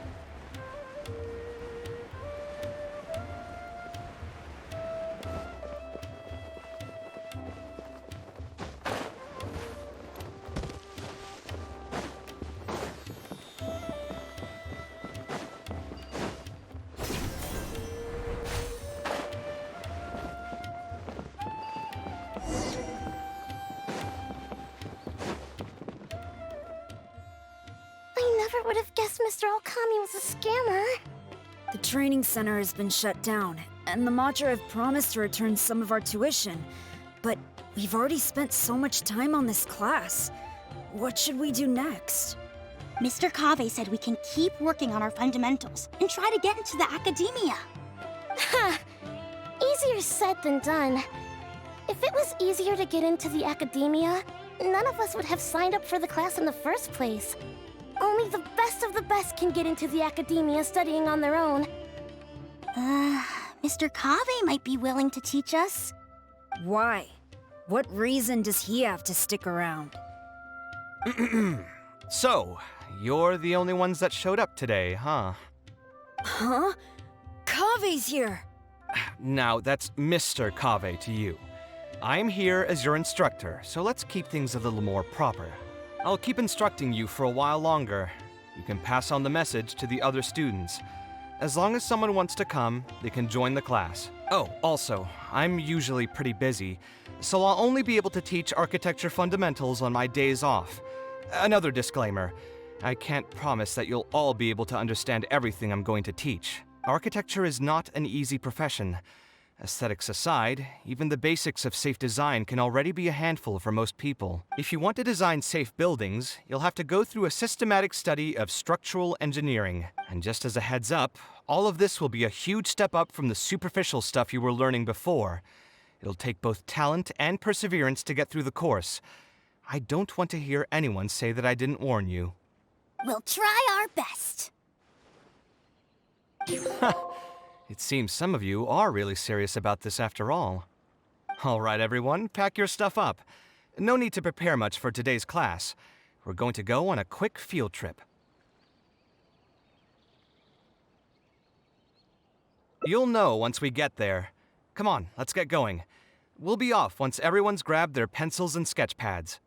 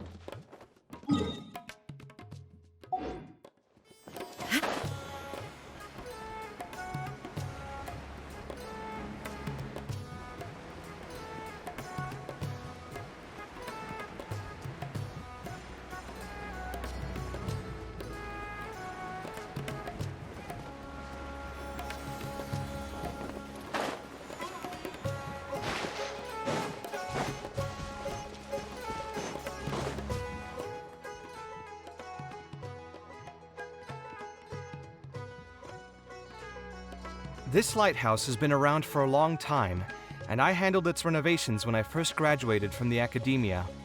The point of today is not so much about the lighthouse as a building, however. I just want you to take a look at it and do a bit of self-reflection. If you were tasked today with designing a building, how would you want it to look like? Don't think about how you'd actually go about building it for now. Just put your ideas to paper and draw the prettiest building that comes to your mind. So, it can be any kind of building? Yep, as long as you think it'd look good. It doesn't even necessarily have to be a building. If you want, you can draw trees, the ocean, or even a garden area. Draw whatever you'd like. In my experience, it's best to approach the study of architecture from a point of personal interest, rather than for the sake of a career. Both the study and practice of architectural design are extremely difficult.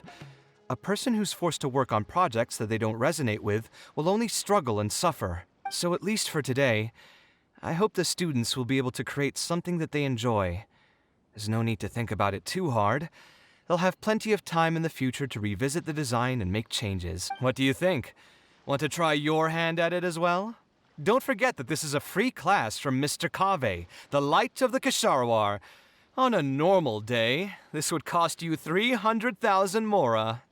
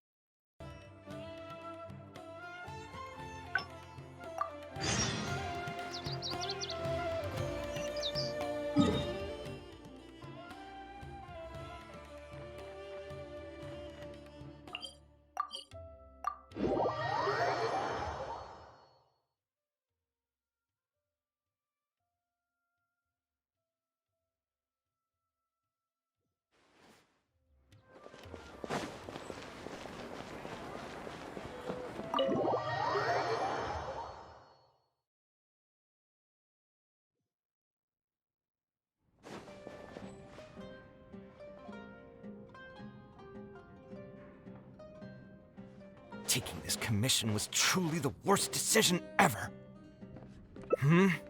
Oh, hey, I wasn't expecting to run into you here.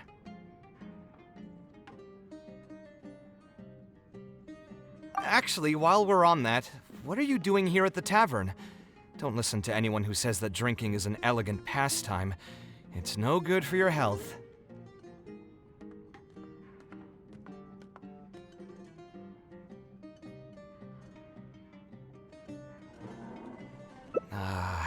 So you saw all that, did you? Ugh, I thought I was in the clear. I made sure to double-check that nobody I knew was around. Anyway, thanks for looking out for me. Honestly, it wasn't that big of a deal. I'm used to it by now. Stress is just an inescapable part of being a working adult. Boss, I'll have a glass of wine. Same as last time. Do you want something too? I'll put it on my tab.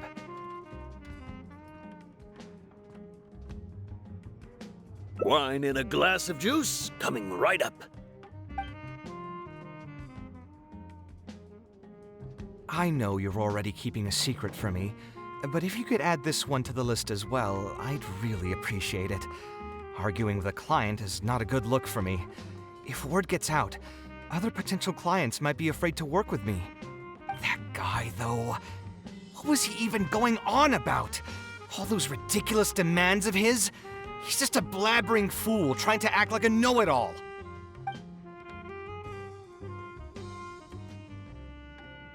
Another glass, please, boss. I'm not leaving today till someone has to carry me out. You've got it, sir. I gotta say, though, it almost feels like you're saying that every other day now. It really is every other day that you'd run into a client who knows nothing about construction requirements or architectural style.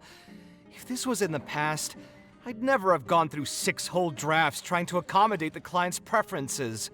But perhaps getting used to this just means that I've grown numb to it. I've worked on so many projects since graduation, and none of them have been approved at the first pass. I would spend a lot of time altering my designs, and by the time the clients were finally satisfied, all my passion and enthusiasm would be gone. It feels like I'm straying further and further from my artistic vision with every change I have to make. I suppose, though, that just sticking to your guns and completely disregarding other people's feedback would also not be a good thing. All of this makes for a real paradox, one that particularly crops up in my work, too. In the end, what is the true meaning of art? Should I see it as a divine gift of inspiration from the gods? Or an expression of the light of my own wisdom? Here's your drink. How are you already spouting nonsense after just one glass? Your tolerance is usually much better than that. Boss, what do you think is the meaning of art? The meaning of art? Really, my friend, who in Sumeru understands art better than you? Anyway, I don't know about art, but I do know that I'm interested in business, and some patrons are waiting to be served. So, you'll have to excuse me for now. Just holler if you need anything. What do you think, traveler? No worries. It was just an offhand question. It's been bothering me for a while. Even when I'm awake, the question haunts me like a bad dream. I still haven't found a good answer to it. Or maybe there was never a correct answer in the first place.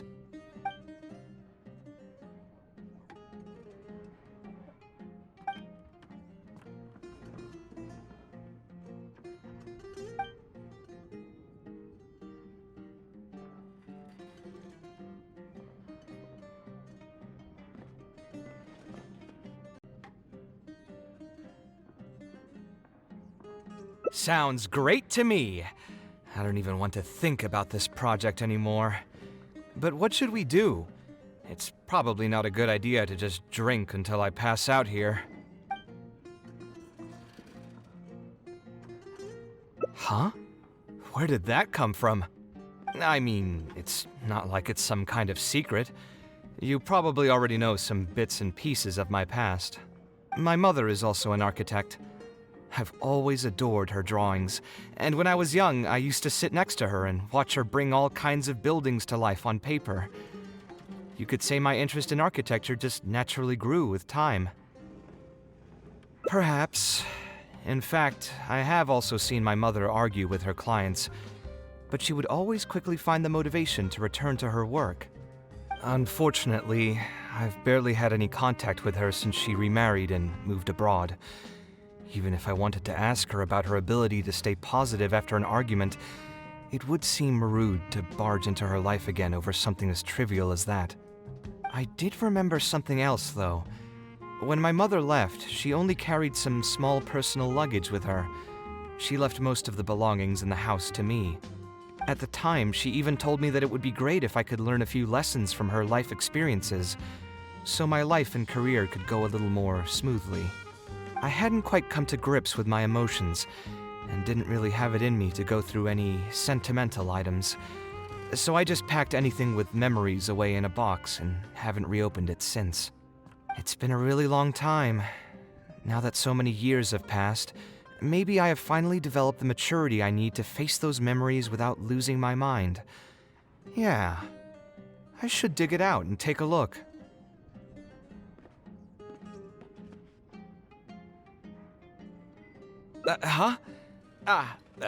Sorry, I've had too much to drink and wasn't thinking clearly. You're right. I should do these kinds of things with the support of a friend. Speaking of that, I can call you a friend now, right? Either way, thanks for reminding me that I can invite you to come along. Had I just gone back by myself, it would have looked like I'm deliberately trying to keep things from you. Ugh, thinking too hard about the words is giving me a headache, so I'll just give it to you straight. Thanks to your advice, I have decided to put my current projects on pause for now, and spend some time trying to rekindle the passion for my craft. If you want to stick around and see how this will turn out, you'll be sure to encounter some bits and pieces of my past. Do you think you'd find that too boring? All right, then let's head back together. I mean, you already know where I live. Who knew that the day would come when I too would have some friends over? Let me see. I should have tidied up the place before I left the house this morning. Alhaitham shouldn't be home now either. He's usually in the records room at this time of the day. Anyway, there's no more time for drinks. I'll go take care of the bill.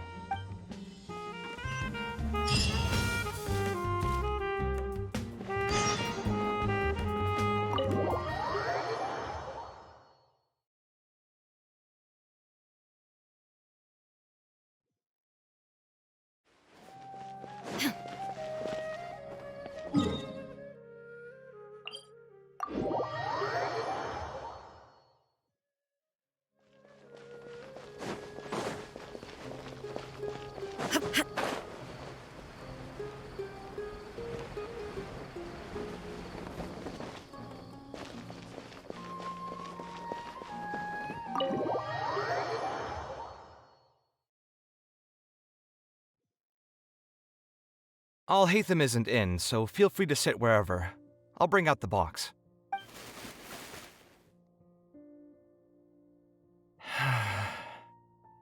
Oh, nothing. I just didn't realize how much time had passed. The box is pretty dusty, which means it's already been a while since I've moved into this place, and many years since my mother moved to Fontaine. I'm happy for her. I hope she'll be able to find happiness there.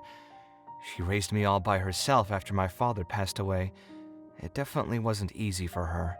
Anyway, enough about that. Let's see what I packed into this box.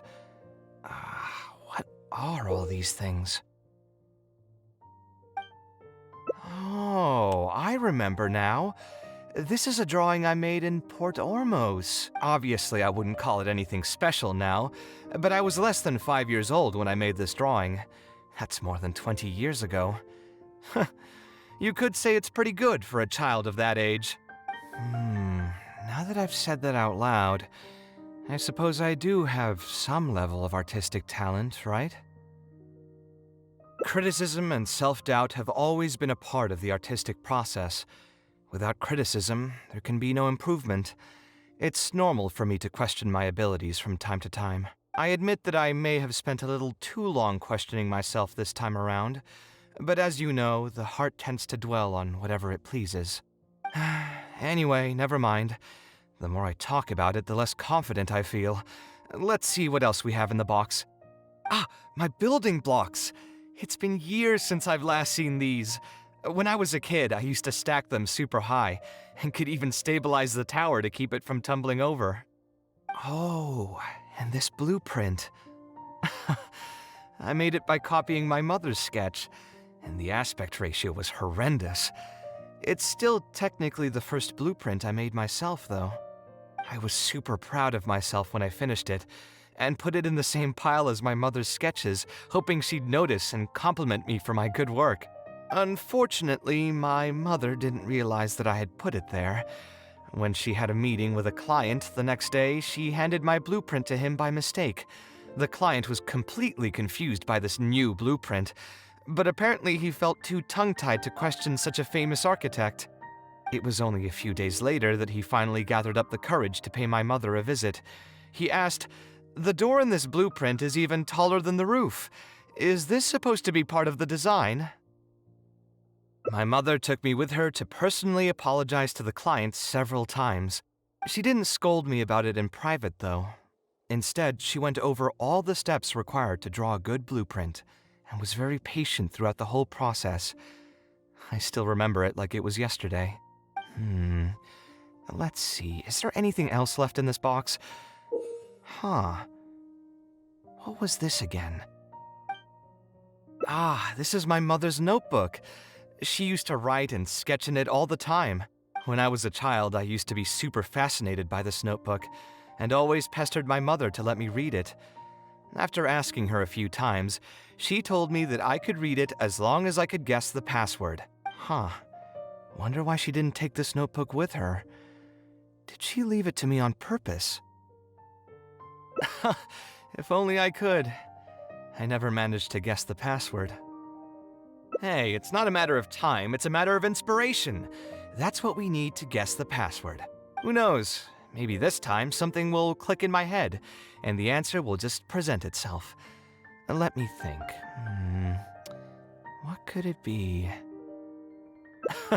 I could tell what you were thinking. Don't worry, I tried all the easy guesses a long time ago. I've tried my name, my father's name, my mother's name, my grandparents' names on both sides, and all of our birthdays. I've tried every name and number remotely related to my family.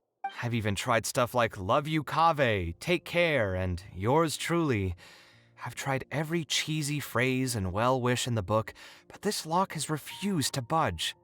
I wouldn't try that route again. I have a hunch that it won't be that simple.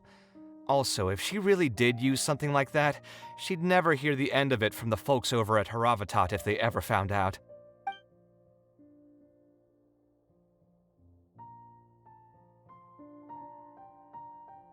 So we could find someone who was close to my mother and see if they might know anything? I see what you're saying, but who should we talk to for that? My mother was never really the one to be social. My father was the one with more friends, but all those connections were severed when he died. Let me think. Is there still someone at the academia who would know my mother? Ah, actually, there is someone. Professor Zaha Hadi. Huh, you've never really heard of her? She's a famous Kshahrwar scholar and leading expert in formal garden design. My mother studied under her as a student many years ago. Professor Zaha Hadi published many works during her career, so I was able to learn a lot by studying her essays. If there's anyone who still remembers my mom, it'd be her. She's older now and is no longer teaching at the academia. But if I remember correctly, she spends most of her time around the Bimarstan area. Let's go take a look. We might run into her if we're lucky.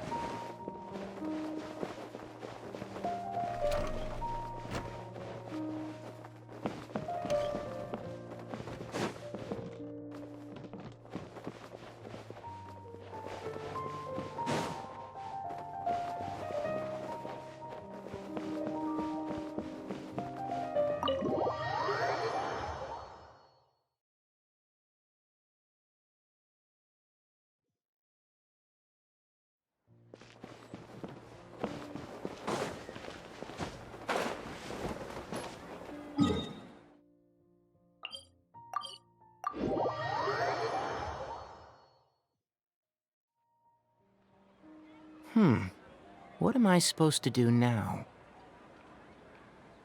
Forget it. I'll just head back. Tainari, what are you doing here? Oh, it's you. Good to finally see you again. I came into the city to buy some experiment reagents, hoping to bring them back with me to Gandharvaville. But as soon as I got here, I noticed someone banging on Cyrus's door. You've all heard of Cyrus, right? He's an ex-sage and Sino's adoptive father. I was thinking about going over to ask what's happening. That granny over there may appear old and frail, but her vocal cords certainly sound loud and healthy as ever. Granny? Yeah, she's just over there. You can go check out the situation yourselves in a moment. Kaveh, were you at the tavern? I had a quick drink or two. Can you still smell the alcohol? Drinking in broad daylight. Really? You want to pass out by the road and get run over by a sumpter beast like some mindless fungus, huh? And you, traveler? You didn't try to stop him?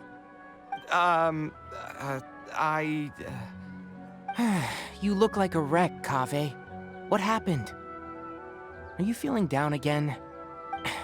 You know what? I'm hosting a meal at Pardistii tomorrow evening. Do you want to come? Huh? Oh, I had no idea. Let me think for a moment.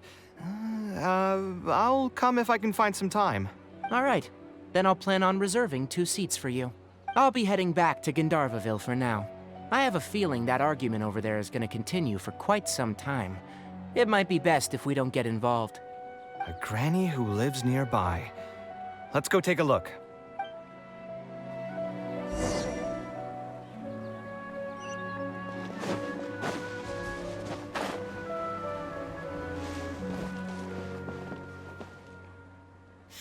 So, plan on keeping yourself locked in there, huh? Fine by me. If you're not going to come out, then I'm not going to leave. My tomato was growing so well, it had all the potential to become the best tomato this year, and you cut it straight from the vine. I already told you I had nothing to do with it. Why would I take a tomato that's still weeks from ripening? You'd have to be awfully green as an investigator to think it was me. You see, the word green here could refer to both the color of the tomato and the fact that your skills could use some. Enough nonsense. Just come out and face me, you coward. You're out of your mind. If I've actually done something wrong, then get a matcha and pull me out by force, why don't ya? Oh, why you? Professor Zahahadi? And who are you? Oh, Kaveh. Fancy seeing you here. How long has it been? Come on, get over here and let the professor take a good look at you. Not bad, not bad. You've grown taller again. Professor, what's going on here? It's no big deal, really. A few of us old scholars got bored in our retirement and decided to put together a vegetable growing competition. At the end, whoever loses will have to go up on stage and do a performance for the winners. Which brings us to our current predicament. My tomato was sure to win until a certain someone decided they couldn't bear to lose. Hey, don't try to defame me in front of the kids. If we're airing out each other's dirty laundry now, then why don't we talk about you sneaking into Janat's garden the other night? Ahem! Lucky for you, seeing these youngsters come to pay their respects today has put me in a better mood. I'll let you off the hook, for now. Come on, let's go. We'll take our conversation elsewhere. He doesn't need to be a part of it. Yes, of course.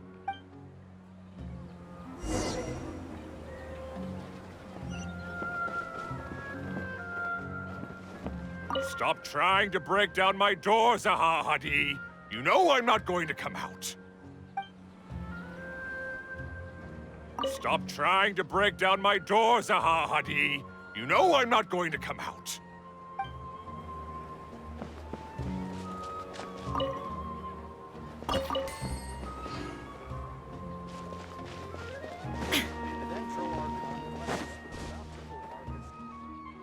Is Faranak still doing well? Yes, as far as I know. She left for Fontaine some time ago and started a new life for herself. She's still doing work related to architecture, though. Ah, yes. I did hear about that. Did that upset you at all?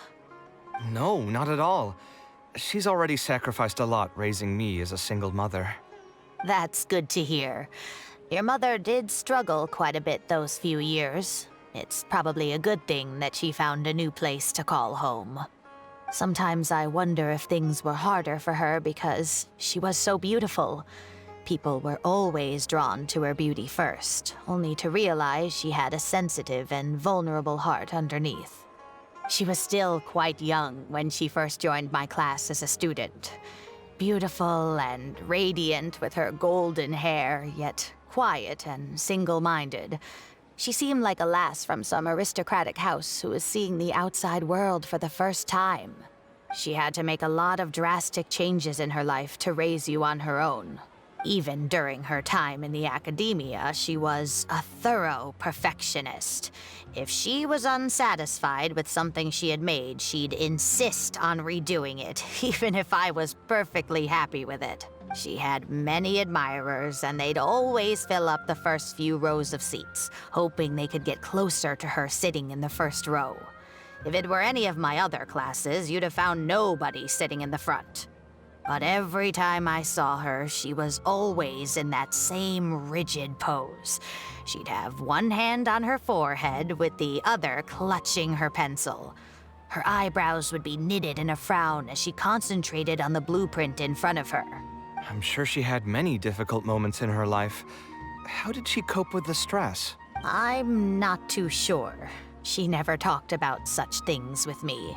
She rarely opened up to other people, you know. I do remember one time, though, when she got into a heated argument with a friend. She said something I found very memorable.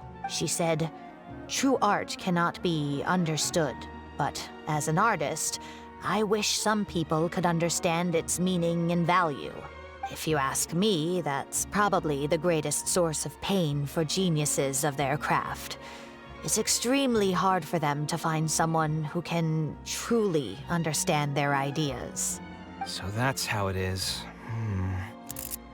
I wonder if the password could be... I tried both just now. Seems those aren't it either. What are you trying to do? My mother left her notebook to me, but it has a password and I haven't figured out what it is yet. I'm trying to learn more about her so I'd have a better chance at cracking the code. Thank you for all that you told us. It's the least I can do. Talking to youngsters like yourself makes me feel younger too. Honestly, looking at you now, I can see how much you resemble her. It's almost as if she's standing right in front of me again. Your personalities are quite alike, too. You're both stubborn and both a little awkward. Of course, I'm sure the similarities are mostly superficial. But so long as you continue to harbor those traits, you'll find a lot of difficulties in your work. I've taught a lot of students over my career, and in my experience, very few genius architects of Ksharawar ever found happiness for themselves. They would know exactly what they want to express and fight for it tooth and nail, which inevitably led to arguments with their clients. Some clients would choose to respect the architect's vision or just let the argument go because of the architect's reputation, but those are the rare ones. When Faranak first graduated, she was getting into arguments with her clients nearly every single day. I think it only got a little better when she met your father. I see. But wasn't my father from Ratawahist? Could he understand the designs my mother made? No, I think they were probably beyond him, too. But despite that, he still stayed next to her, listening to her joys and sharing in her sorrow. Faranek had many admirers, but she ended up choosing your father. His support probably played a part in that decision. So instead of understanding, perhaps all we need is just companionship. Huh. It worked. Oh, was that the right password? Yes! Then you should be on your way, child. Find a quiet place and see what she wanted to say to you. Being the awkward person that she is, I suppose there were many things that Faranek could never say out loud. Instead, she probably left them in her diary, hoping that they would make their way to you one day. If you're ever in a mood to chat again, just come and find me here. You're always welcome to discuss architecture topics with me as well. Thank you so much, Professor. There's no need to be so formal. I'll let you kids go. It's time for me to take another stroll around the vegetable garden. I wonder what my mother could have written about. They all say Zaha Hadid's class is the toughest, but I think it's actually not too bad. On the other hand, though, structural mechanics is definitely a pain, no matter how you try to approach it. I doubled down and managed to get through it in the end. I met someone special. At first, I didn't think much of him, but now, I feel very happy whenever I get to spend time with him. We decided to name our son Kaveh. I don't think a younger me would have ever imagined forming such an intimate bond with another person. Back then, I lived only in the shadow of myself, as well as that of the dream in my heart. The bad news came. And even though it's been several days now, I still can't bring myself to come to terms with what happened.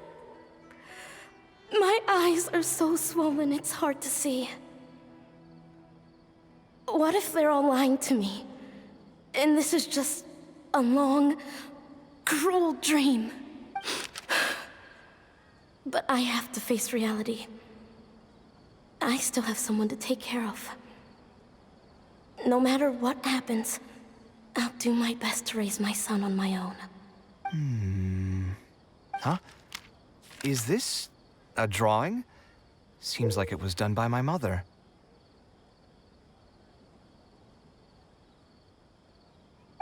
This blonde man was probably my father, but who are the other people in the picture? Huh?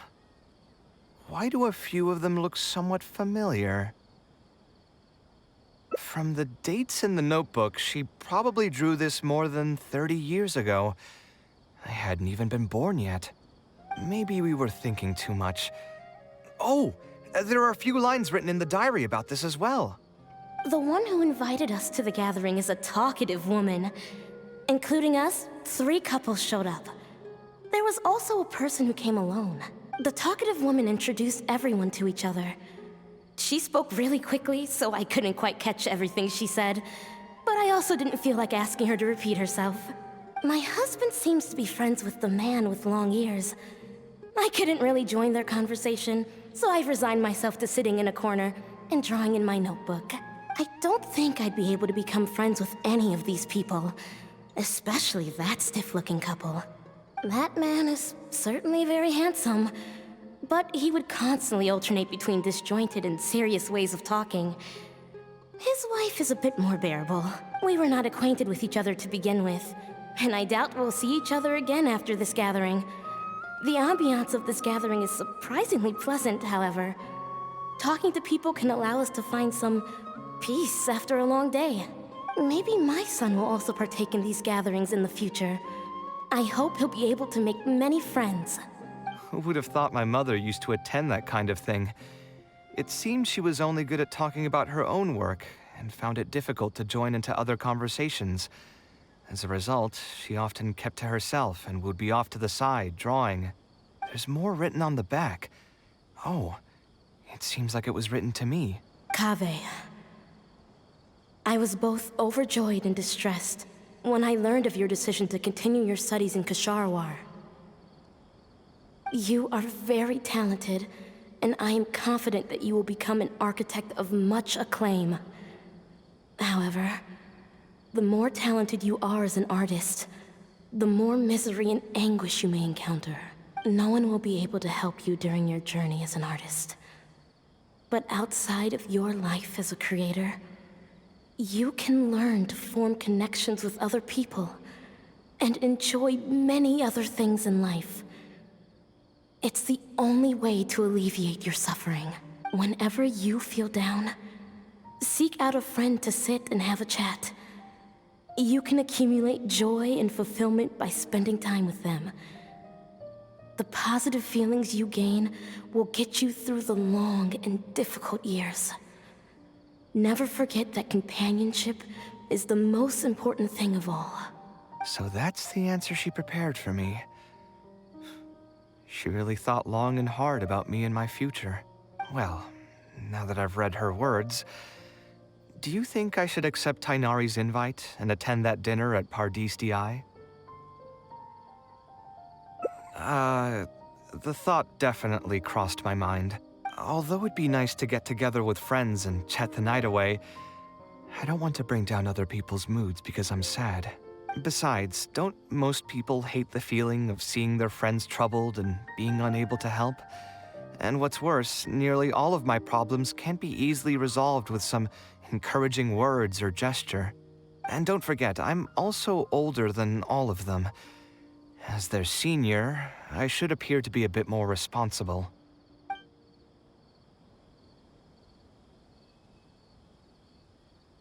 Huh, you're right.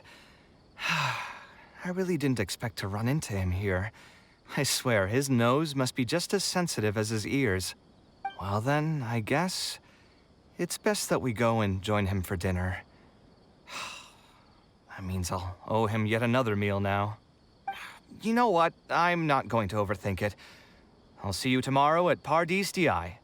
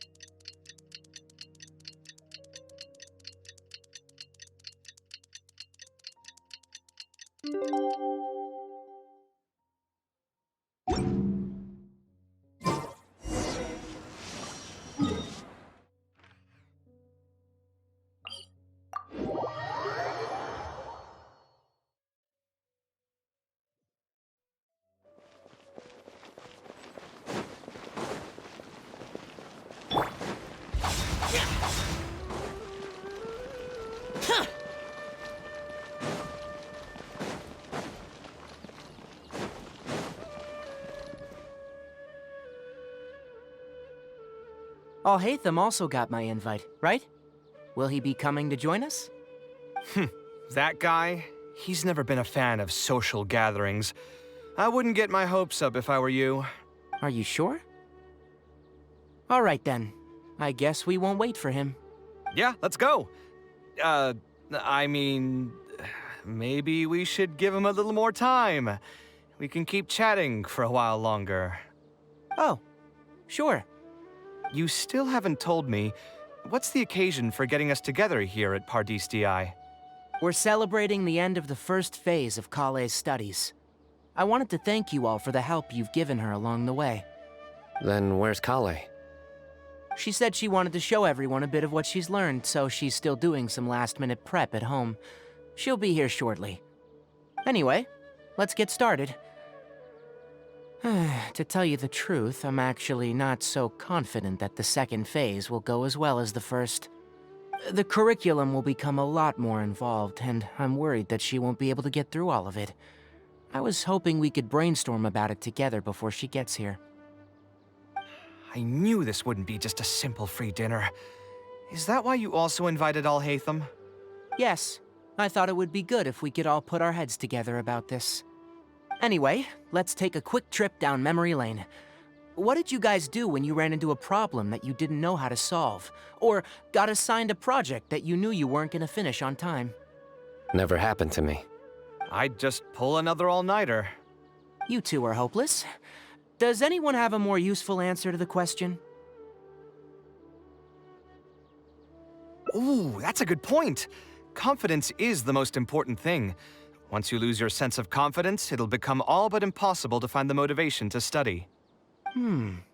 This could be a potential direction. I have already redesigned the literacy curriculum, and I was originally hoping to ask Alhaitham for his opinion, but... It's very simple. Instead of focusing on the amount of material you would like to teach, focus on the amount the student would be able to remember. Wow, you actually showed up. I could probably count the number of times you've actually come to gatherings like this on just one hand. It's still more than the number of times you've managed to get a proposal approved on the first try. As long as you're still aware. So, what made the difference this time? Are you looking to drink your sorrows away with some friends? That's your purpose for being here, not mine. Don't project your ways of thinking onto me. So you're saying the only reason you came is to help Tighnari with his brainstorming? Precisely. Kale will have a long road in front of her. Hey, just to get one thing clear. Even if Kale manages to make her way to the academia, we cannot let her enroll in Haravatat. Ksharawar is obviously the best choice for her. She's been a trainee forest ranger for so long, she'll definitely be good with her hands. What are you saying?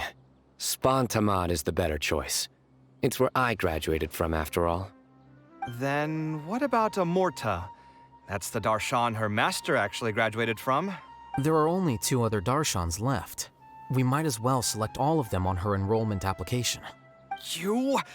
I'm trying to have a serious discussion here. Traveler, you aren't associated with any of the 6 Darshans. In your opinion, which Darshan would be the best choice for Kale? Well said. Agreed. And my goal in inviting you here was to gather some thoughts on the execution of this second phase. Phase 2 far exceeds Phase 1 in both curriculum complexity and the speed of instruction. I hope Kale has prepared herself for what is coming. Hey, what are you thinking now? Please don't tell me you're planning on lending her those abstruse books from your home library. Actually, I was thinking about lending her a professions guide. I'll make sure to write, "Don't become an architect" on the front page of that. You're right. I can't deny that. Is there another phase after Phase 2? What's the ultimate goal of all of this? Are we trying to prepare her for a job in the academia? We don't need to think that far ahead. Hold that thought, though. I think my vegetables are done.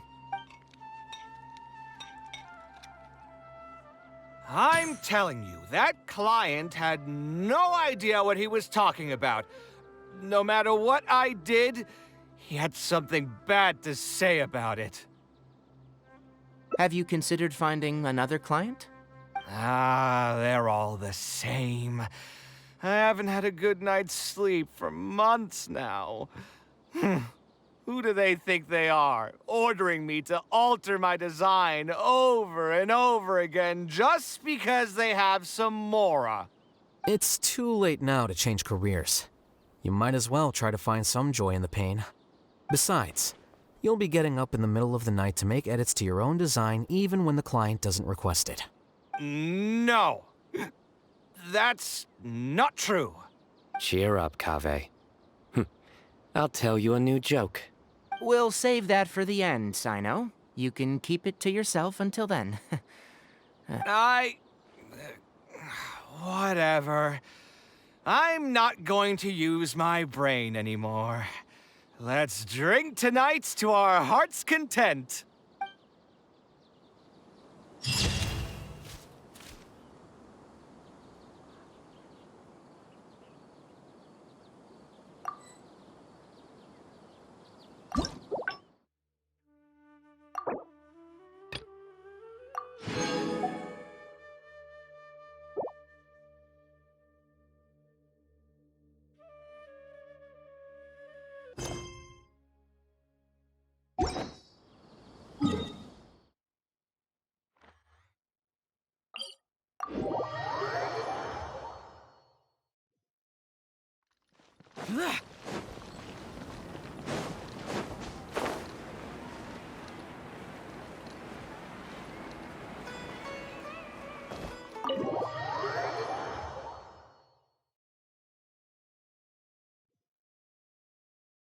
Alhaitham isn't in, so feel free to sit wherever. I'll bring out the box.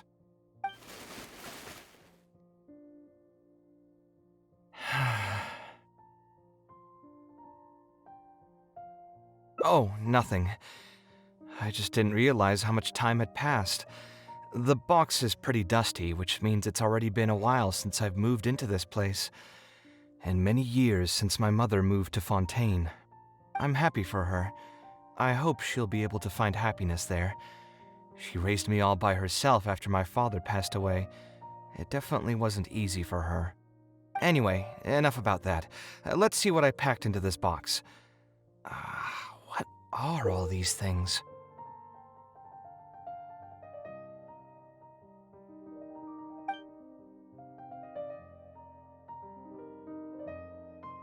Oh, I remember now. This is a drawing I made in Port Ormos. Obviously, I wouldn't call it anything special now, but I was less than 5 years old when I made this drawing. That's more than 20 years ago. You could say it's pretty good for a child of that age. Now that I've said that out loud, I suppose I do have some level of artistic talent, right? Criticism and self-doubt have always been a part of the artistic process. Without criticism, there can be no improvement. It's normal for me to question my abilities from time to time. I admit that I may have spent a little too long questioning myself this time around, but as you know, the heart tends to dwell on whatever it pleases. Anyway, never mind. The more I talk about it, the less confident I feel. Let's see what else we have in the box. My building blocks! It's been years since I've last seen these. When I was a kid, I used to stack them super high, and could even stabilize the tower to keep it from tumbling over. Oh, and this blueprint. I made it by copying my mother's sketch, and the aspect ratio was horrendous. It's still technically the first blueprint I made myself, though. I was super proud of myself when I finished it, and put it in the same pile as my mother's sketches, hoping she'd notice and compliment me for my good work. Unfortunately, my mother didn't realize that I had put it there. When she had a meeting with a client the next day, she handed my blueprint to him by mistake. The client was completely confused by this new blueprint, but apparently he felt too tongue-tied to question such a famous architect. It was only a few days later that he finally gathered up the courage to pay my mother a visit. He asked, "The door in this blueprint is even taller than the roof. Is this supposed to be part of the design?" My mother took me with her to personally apologize to the client several times. She didn't scold me about it in private, though. Instead, she went over all the steps required to draw a good blueprint and was very patient throughout the whole process. I still remember it like it was yesterday. Let's see, is there anything else left in this box? Huh. What was this again? Ah, this is my mother's notebook. She used to write and sketch in it all the time.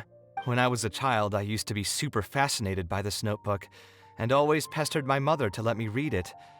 After asking her a few times, she told me that I could read it as long as I could guess the password. Huh. Wonder why she didn't take this notebook with her. Did she leave it to me on purpose? If only I could. I never managed to guess the password. Hey, it's not a matter of time, it's a matter of inspiration. That's what we need to guess the password. Who knows? Maybe this time something will click in my head, and the answer will just present itself. Let me think. What could it be? I could tell what you were thinking. Don't worry, I tried all the easy guesses a long time ago. I've tried my name, my father's name, my mother's name, my grandparents' names on both sides, and all of our birthdays. I've tried every name and number remotely related to my family. I've even tried stuff like love you Kaveh, take care, and yours truly. I've tried every cheesy phrase and well-wish in the book, but this lock has refused to budge. I wouldn't try that route again. I have a hunch that it won't be that simple. Also, if she really did use something like that, she'd never hear the end of it from the folks over at Haravatat if they ever found out. Yeah, you're right. Although I was hoping to find some words of wisdom from my mother, if I stop and think about it, her words may not be the advice that I need to hear right at this moment. Everyone's life journey is different.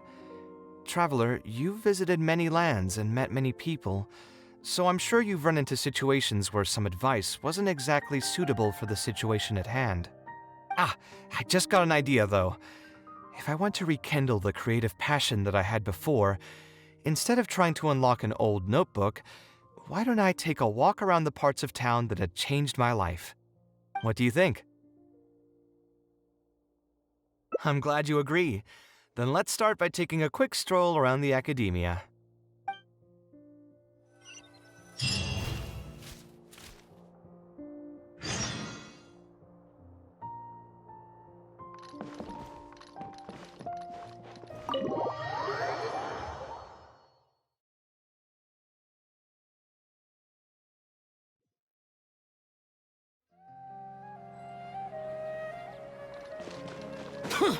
Useless.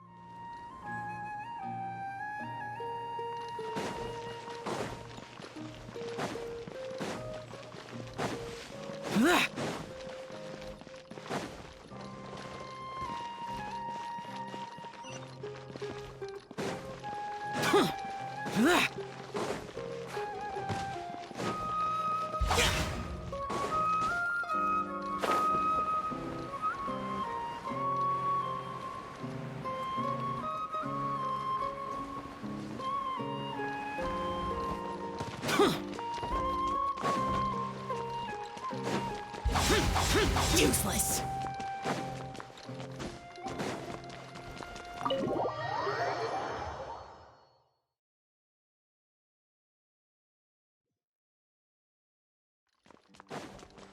Boring.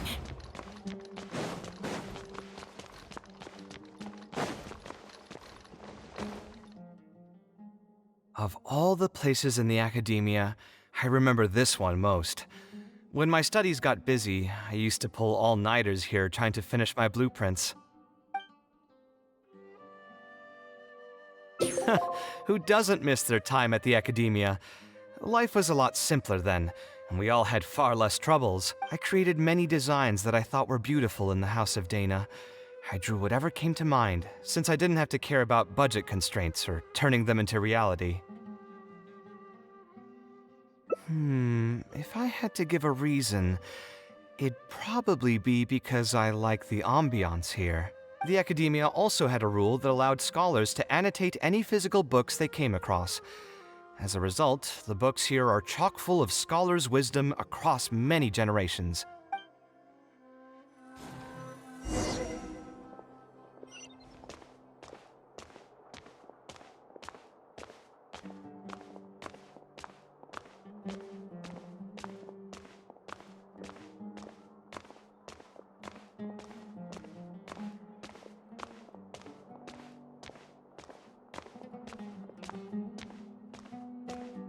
Oh, here, this is a great example. This book, History of Ancient Sumeru Architecture, contains some analysis that I did many years ago. Huh? Why is Alhatham's handwriting also in here? When did he ever read this book?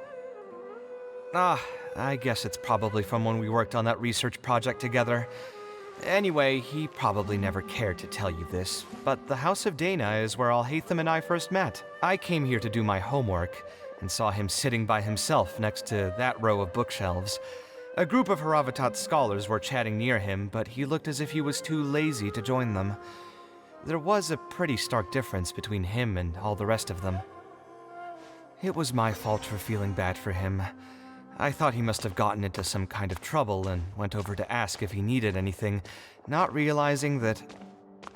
Not realizing that you were in fact the one in a whole heap of trouble? Alhatham? Why are you here? The House of Dana is a public space. Anyone can come here, no? But shouldn't you be at the records room at this hour? You're not here to watch me make a fool of myself, are you? You think I would derive amusement from watching you fall into depression over your life's various troubles? If that's the case, then I suppose I must have been entertaining myself for years. I came here to pick up a few files. If your voice hadn't managed to get through my soundproof earpieces, I probably wouldn't have noticed you. All right, I admit I was probably overreacting just now. Probably not when he's right here with us.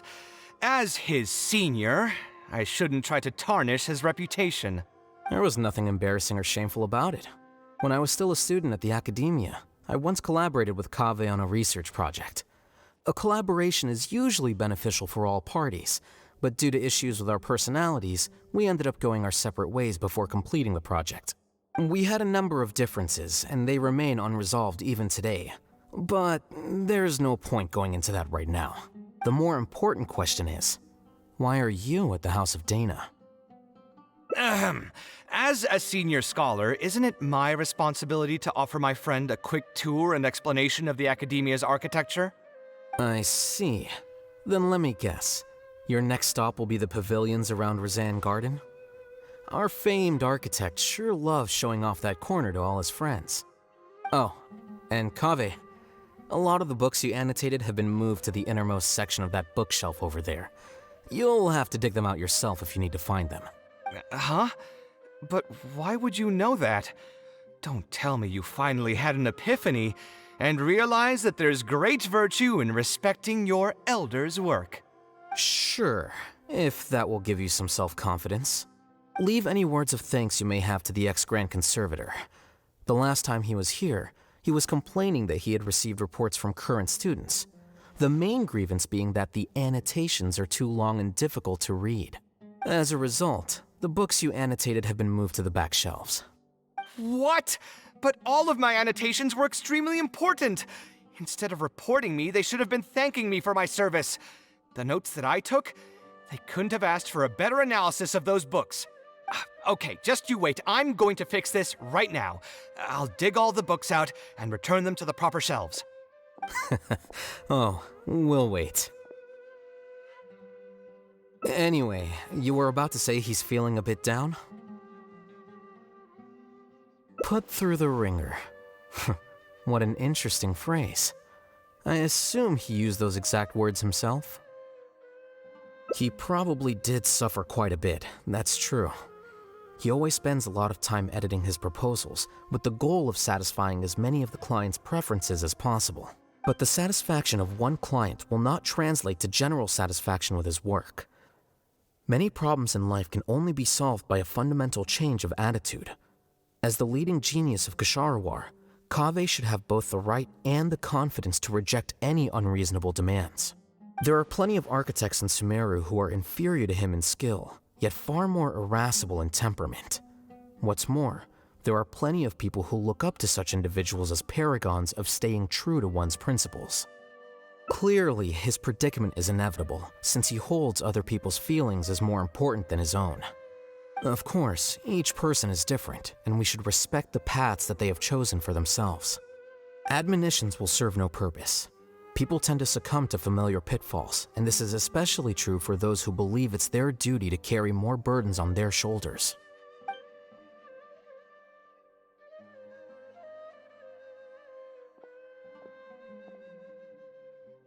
Looks like you were having an enjoyable chat while I was gone. Were you talking about me by any chance? What do you think? What else is there to talk about? Surely no one would be interested in talking about the files that you were browsing through earlier. Anyway, you should take a look at this. Look at this comment on page 82. Dear Kaveh, thank you so much for annotating this book in such detail. It was a great help to me. See that? Now that's how a student should treat their seniors. And it looks like you're already in a much better mood now. It really doesn't take much to make you happy, huh? Me happy? I'm mocking that retired blockhead for being so full of himself. He understands nothing about the true beauty of architecture.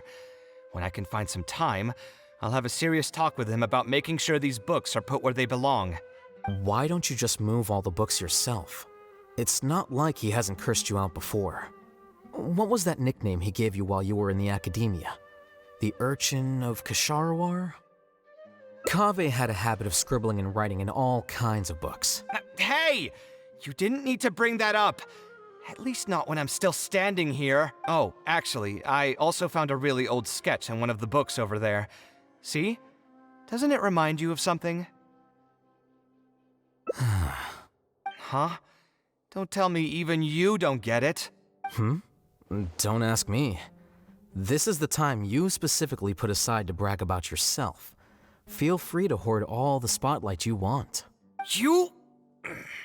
In that case, allow me to explain. Although this sketch is a little abstract, you can plainly see from the road plans that this was an original concept for the expansion of Port Ormos. We can also plainly see that the designer was a huge fan of this project. It's the project he loves to talk about the most, second to the Palace of Alcazarzaray. If I don't keep bringing up the neat projects that I've done, how would anyone know that I was the one who did them in the first place? There shouldn't be any complaints about Port Ormos. If I remember correctly, the construction process was very smooth, everything was made ready ahead of time, and there were very few safety concerns. There are indeed no records of any complaints about this project. A most impressive achievement. See? What did I tell you? Come on, let's take a stroll through Port Ormos next. I'll tell you all about the designs I made for the place. No need. It's almost time to clock out for the day, and I don't intend on bringing any unfinished work home. Suit yourself. It's not like you know how to appreciate artistry anyway. Let's go, traveler. I'll take you to Port Ormos.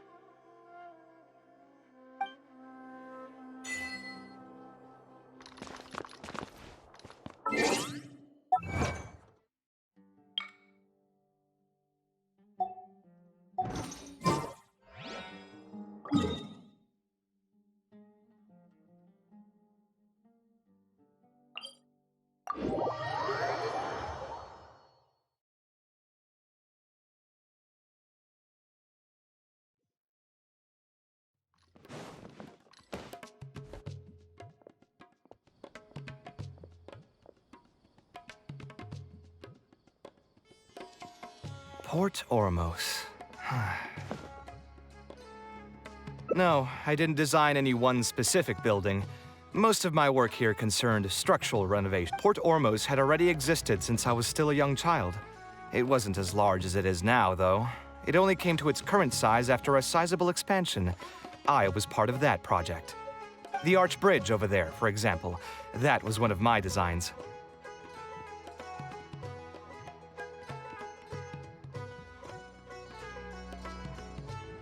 When I was first tasked with the project, I decided to reference the growth patterns of nearby trees to split Port Ormos into 2 levels. My goal was to improve the overall utilization of space. We ran into a lot of issues during construction, but thankfully, we were still able to achieve the original vision.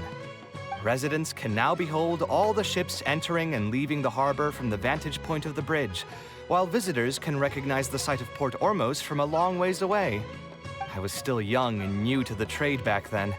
I could hardly believe that an idea in my head could become reality and remain in the world for many years to come. The true cornerstone of the creative process. The point about the design that will be ultimately used to judge its true worth. It was the first time that it became crystal clear in my mind. Once built, a building will continue to stand. Countless people will see it, and countless more will step inside it. Its final worth, whether it's good or bad, will be assessed by the countless generations of people that interact with the building during their lives.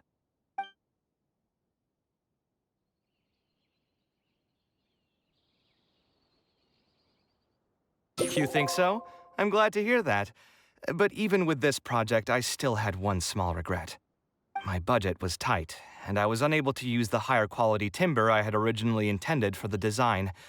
I knew that some concessions on aesthetics would be needed as soon as I agreed to a proposal that prioritized the practical functions of the project. Us creative types know better than anyone that most projects cannot be completed without a few regrets. Even the Palace of Alcazarzaray was not perfect. Yeah, you're right. I should learn to look toward future opportunities and believe that any regrets I have can be overcome in time. We've spent long enough here. There's still one last place I want to go, but it's a little far. Would you be interested in a quick trip to the desert? Great. Most of my projects over the last few years have had something to do with the desert, partially because there's a special place there that I often visit. This is a rare opportunity, so why don't you come along and see it for yourself? If you ever feel down, maybe you'll be able to go there and feel better too.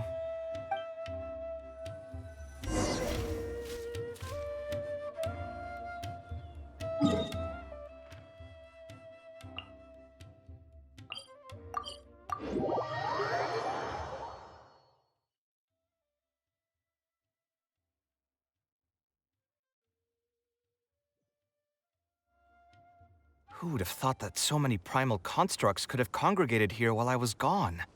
We won't be able to sit and talk peacefully with these guys around. Let's clear the area.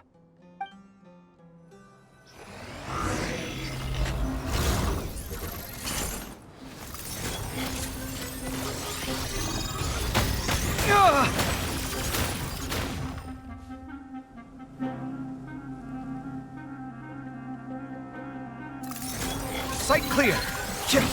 Think you can get away? Shine down!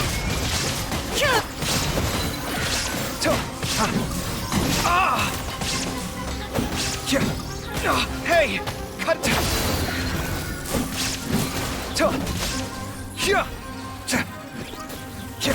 Scanning! Breaking new ground!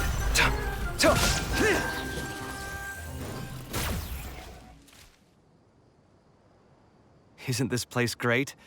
I often come here to clear my mind when I'm dealing with a difficult situation. You know what I mean. Everyone finds themselves in frustrating situations once in a while. Just take me as an example. My family life got shaken up quite a bit when I was young. I struggled in school, and I got into a huge pile of debt building the Palace of Alcazarzaray. Although Alhaitham thinks that it's because of my personality that I continue to live in the shadow of the past, I think it's also just a part of life. Plus, if I look back, I've honestly had my fair share of good luck as well. You could probably say I followed in the path of my mother. Like her, I've gained a name for myself as an architect, built something that's seen as my magnum opus, and found many projects that others have entrusted to me to finish. Life is too boring when you live with no enthusiasm and passion. Only those who believe in the inherent meaning of it can capture the small nuances of everyday life and turn them into inspiration for beautiful designs. Of course, I will concede that loving something also means taking it to heart. So to an extent, caring is also a source of pain. If I didn't love my work, I wouldn't be so torn up about it all the time. But still, isn't this place beautiful? Despite the erosion from the winds and changing seasons, you can still perceive its past beauty and glory. With different landforms come different architectural styles. The desert's history has left it with few records regarding its buildings, so I often visit the desert to investigate things in person. The sight here has moved me ever since the first time I laid my eyes on it. I told myself that one day, I would also be able to create buildings that move others. My pain will one day fade into nothing, just as I reach the end of my life. But buildings are different. They are far more valuable than most materialistic things, and far more durable than human flesh. As long as there remain souls in the world who can decipher the meaning behind them, they will also have acknowledged me across the vast stream of time. If you were to ask me what art is, that would be my answer.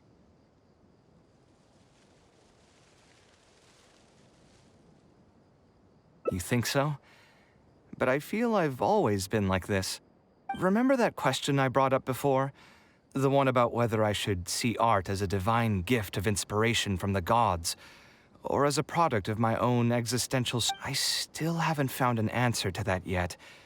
But if art wasn't inherently paradoxical and enigmatic, then people probably wouldn't be drawn to it. Those who pursue art will be unable to avoid the pain that it naturally brings. Will often be floating on cloud 9 one second, and sinking in a mire the next. I'll try gathering my thoughts again once I've found a way to define art in the first place. In any case, thank you so much for listening to everything I had to say.